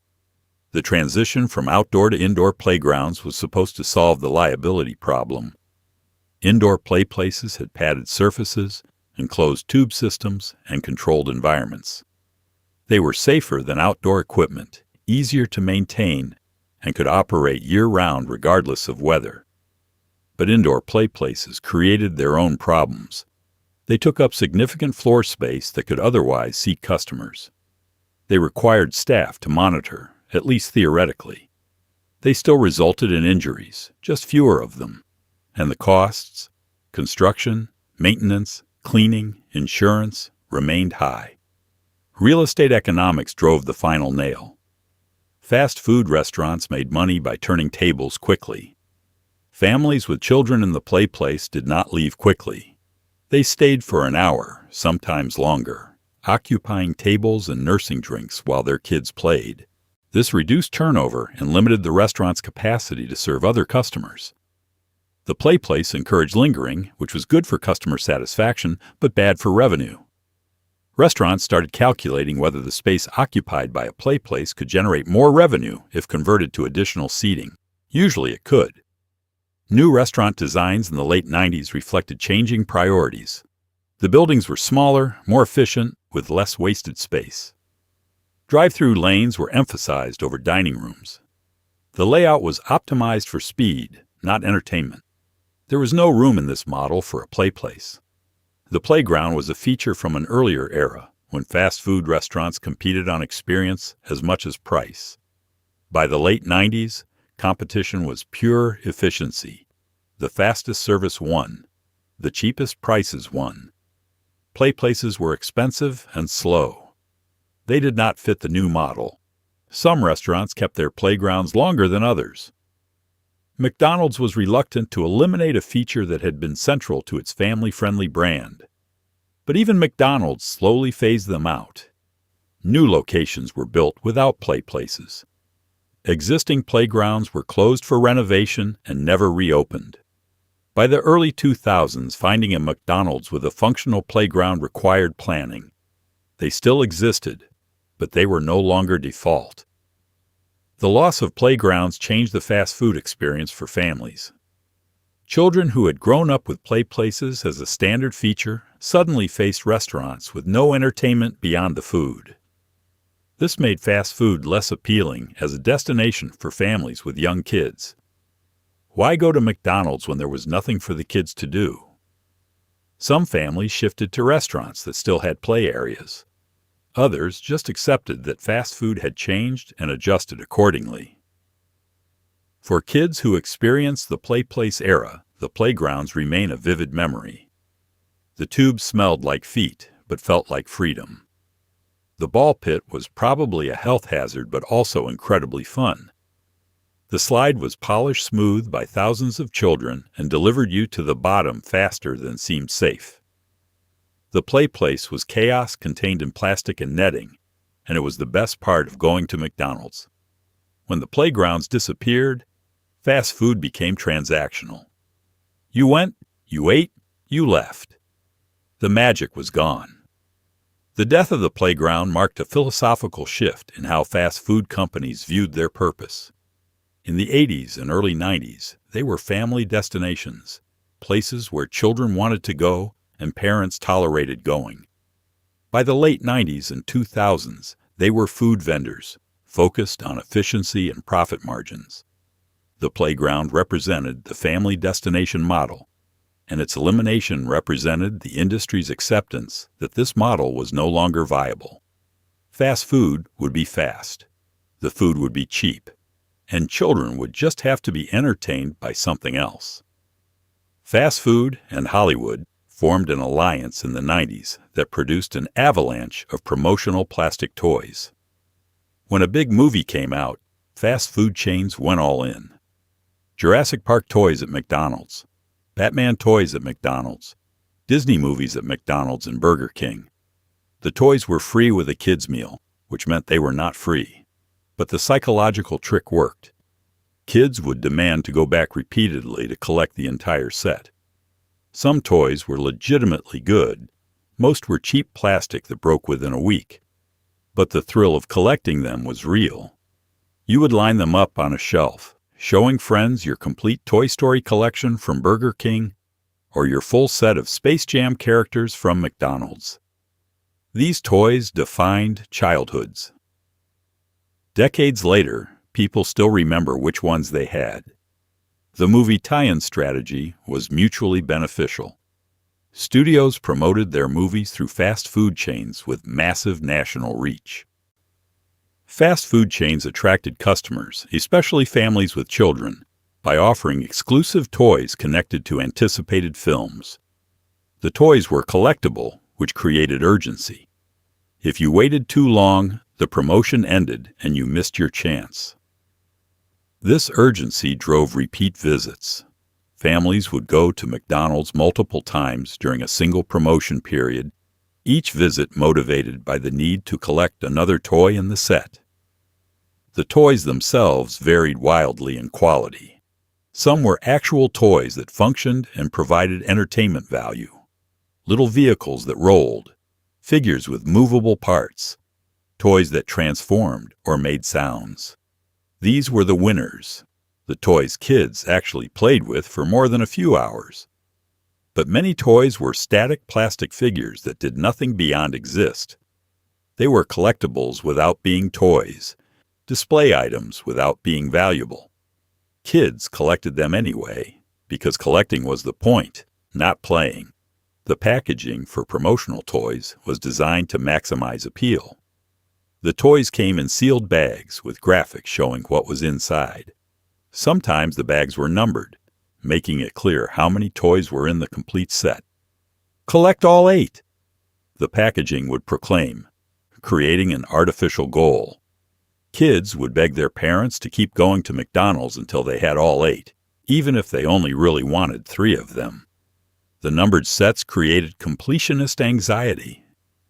Having 7 out of 8 felt worse than having 3 out of 8. The incomplete set bothered people. Certain promotional toys became legendary. The Teeny Beanie Babies promotion in 1997 caused chaos. Beanie Babies were already a collecting phenomenon, and McDonald's offered miniature versions with Happy Meals. Adults without children would go to McDonald's buying Happy Meals just for the toys. Lines stretched around buildings. Restaurants sold out within hours. The promotion was so successful, McDonald's brought it back multiple times.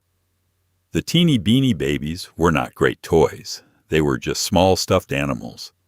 But their connection to the larger Beanie Baby craze made them irresistible. Disney partnerships were particularly prolific. Every major Disney release came with a corresponding Happy Meal promotion. The Little Mermaid, Beauty and the Beast, Aladdin, The Lion King, Toy Story. Each movie generated a set of toys that would flood McDonald's for weeks. The Disney toys were usually higher quality than non-Disney promotions, reflecting Disney's brand standards. They had better detail, more articulation, and often ties to specific scenes from the movies. Kids who saw the movie wanted the toys.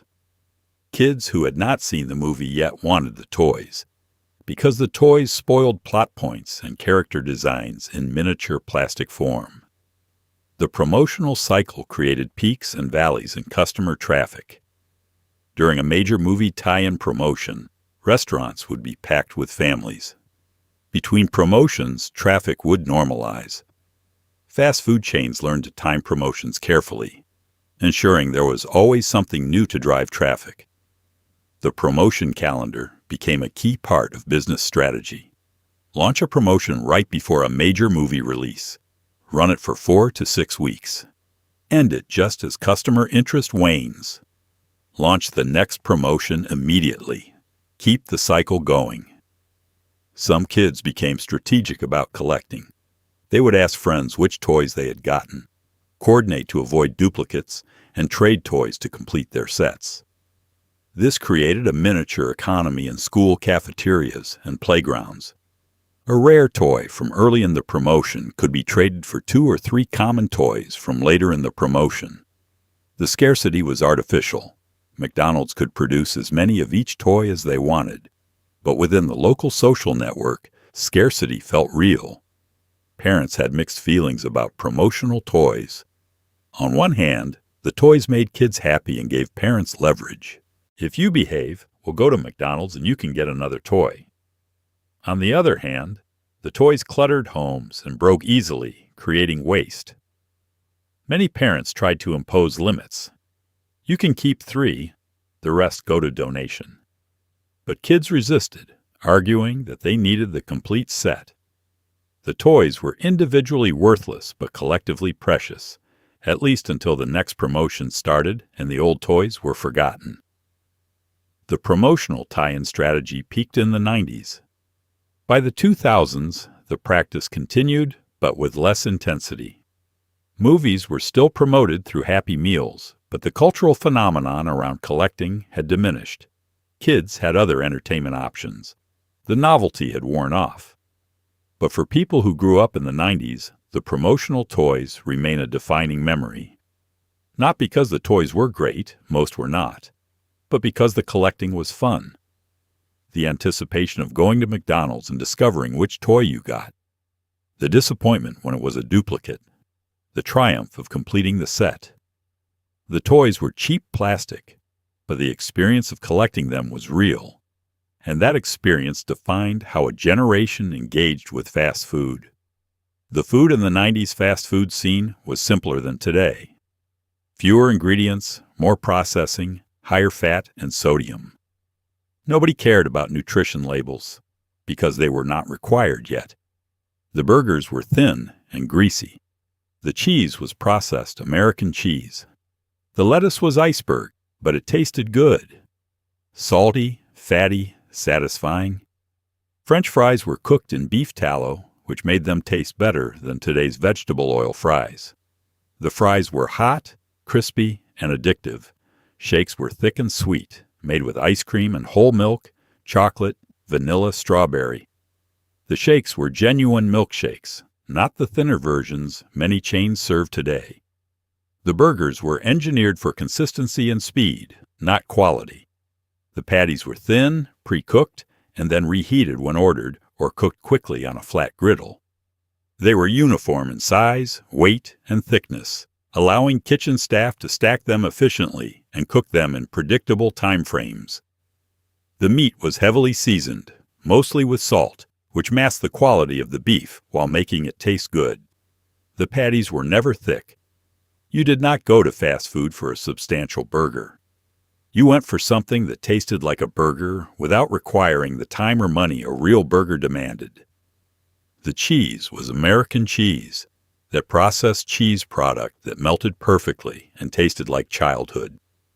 It was not real cheese in any meaningful sense.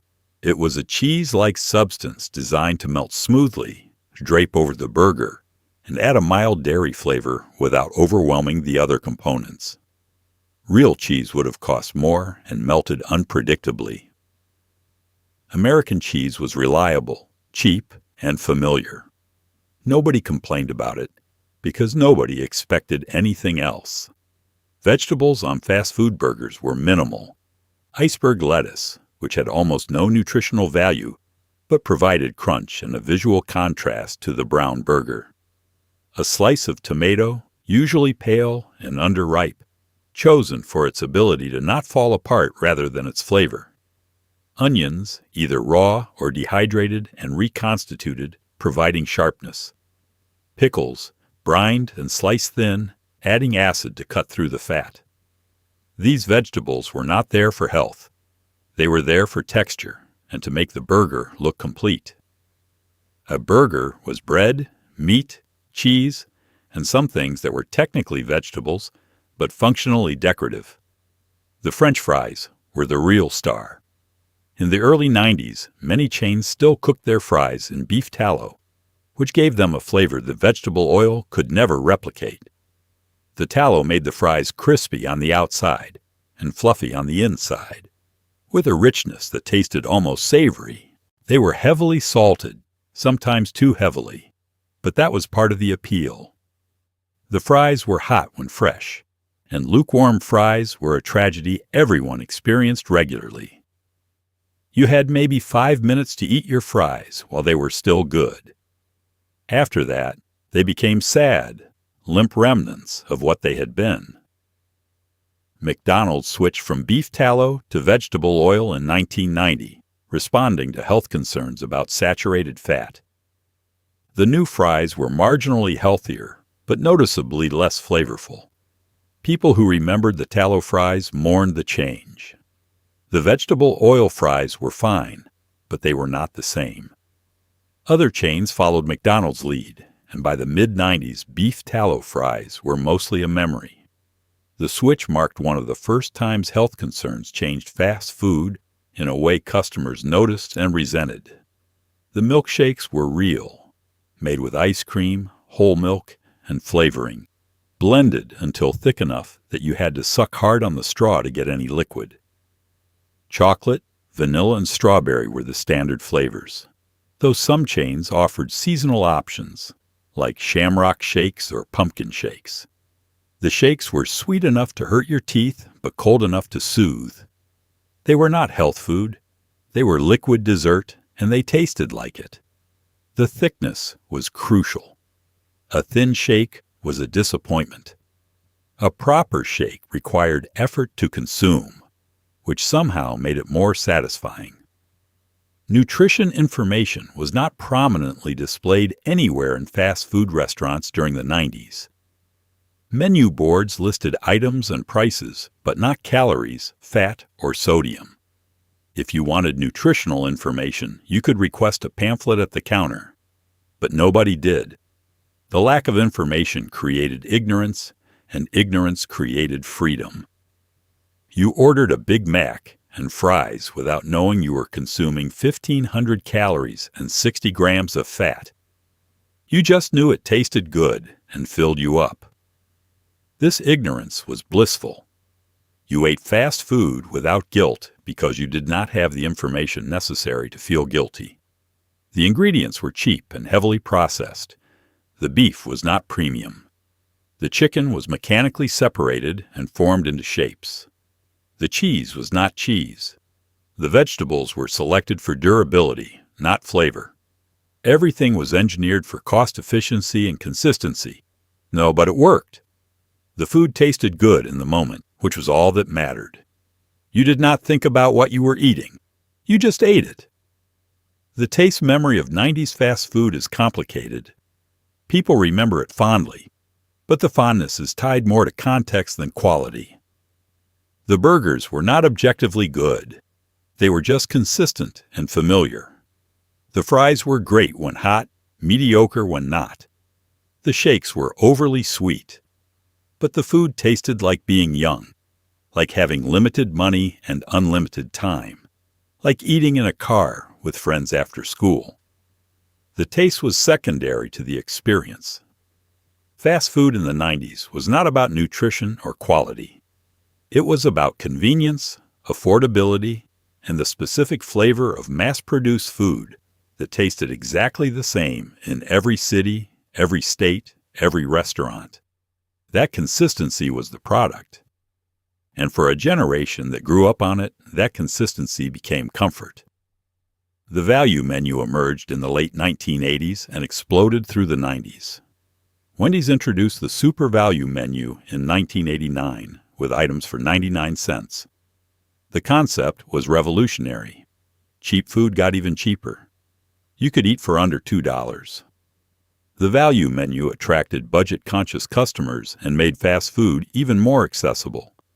Other chains followed, and the dollar menu became standard. Taco Bell pushed the value menu concept furthest. Their entire business model revolved around items costing under $1. A soft taco for 59 cents. A bean burrito for 79 cents. 3 crunchy tacos for 99 cents. You could walk into Taco Bell with $2 and walk out with a reasonable meal. The food was not high quality, but quality was not the point. The point was maximum calories for minimum dollars. Taco Bell understood that a significant portion of their customer base had very limited money and needed to eat. The value menu served those customers without shame or judgment. McDonald's was initially reluctant to embrace deep value pricing. Their brand was built on the Big Mac and Quarter Pounder, premium items compared to basic hamburgers. But competitive pressure forced their hand. Wendy's was pulling customers with 99-cent items. Burger King followed. McDonald's could not afford to lose market share, so they launched their own value menu with hamburgers, cheeseburgers, and small fries, all priced under $1. The value menu became a permanent fixture, a separate section of the menu board dedicated to extreme affordability. The psychology behind value menus was sophisticated. By offering items under $1, chains removed the psychological barrier of spending real money. $1 was not a purchase. It was pocket change. You could buy a hamburger without feeling like you were making a financial decision. This frictionless spending encouraged frequency. People who might visit fast food once a week started visiting 3 times a week because the cost was negligible. The food on value menus was basic. Plain hamburgers without elaborate toppings, small fries, small drinks. These were loss leaders or minimal margin items designed to get customers in the door. Once inside, many customers would add items. They would buy a $1 hamburger, then add a regular fry and a drink, bringing the total to $4. The restaurant made money on the add-ons while the value menu item created the initial appeal. This upselling strategy worked because customers felt like they were getting a deal on the hamburger, so spending extra on fries did not feel excessive. Value menus also changed ordering behavior. Instead of buying combo meals, customers would build their own meals from value items. 2 hamburgers for $2, a small fry for 89 cents, a small drink for 89 cents. Total, $3.78. A combo meal with a quarter pounder might cost $5.99. The value menu approach saved $2, which felt significant when you were counting every dollar. The portions on value menu items were smaller, but not proportionally smaller relative to the price. A regular hamburger for 89 cents was not that much smaller than a quarter pounder for $2.99. The value proposition was real. You sacrificed some size and quality, but not as much as the price difference suggested. This made the value menu legitimately appealing, not just cheap. Critics argued the value menu contributed to poor nutrition among low-income populations.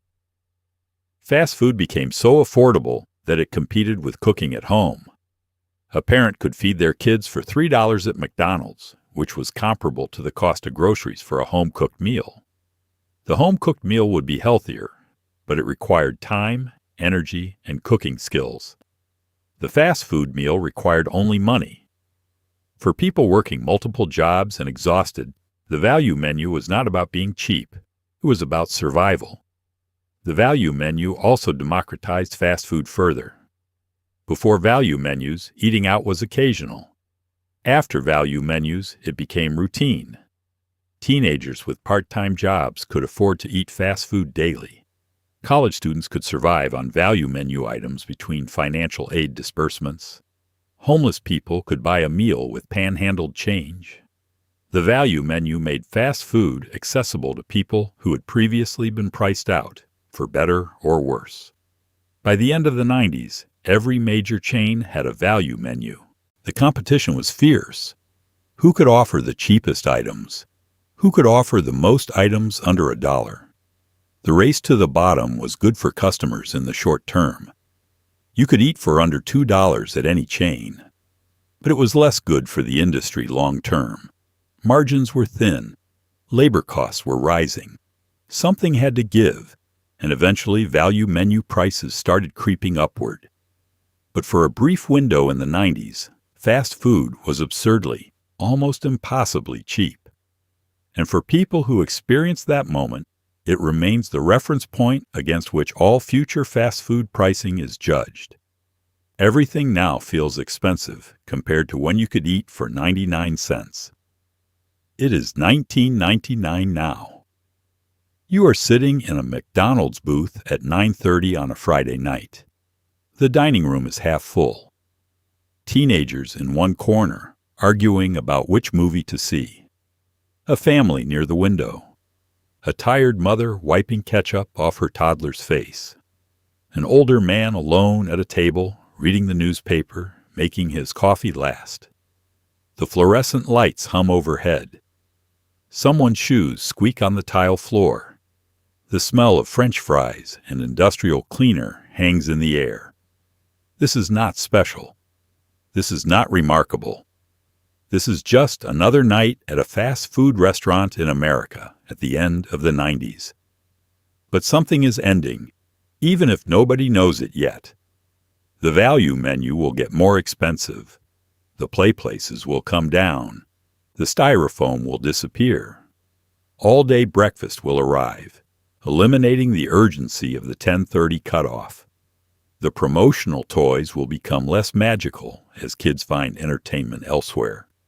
The drive-thru will get faster, but less human, with screens replacing speakers and apps replacing conversation. The food will stay mostly the same, but everything around it will change. Fast food will become faster and more efficient and more expensive and somehow less essential. It will stop being a destination and become a transaction. The magic, Whatever magic existed in eating a $2 meal under fluorescent lights while sitting on a plastic seat will fade. Right now, in 1999, you do not know any of this. You just know you are hungry. You know McDonald's is open. You know exactly what you will order because you always order the same thing. You know it will cost less than $5. You know it will taste exactly like you expect it to taste. You know your friends might show up, because this is where everyone ends up eventually. You know you will sit here for an hour, maybe longer, and nobody will tell you to leave. This is fast food in the 90s. Cheap, consistent, unremarkable, and somehow perfect. The millennium is coming. The world is about to change in ways nobody can predict. But right now, on this Friday night, in this McDonald's, everything is exactly as it should be. The fries are hot, the Coke is cold, your friends are on their way, and that is enough. If you enjoyed this trip back to 1999, hit that like button and subscribe. Drop a comment sharing your favorite fast food memory from the 90s. Which restaurant did you go to most? What was your go-to order? What do you miss most about fast food back then? I read every comment, and I love hearing your stories. Thanks for watching. I will see you in the next one.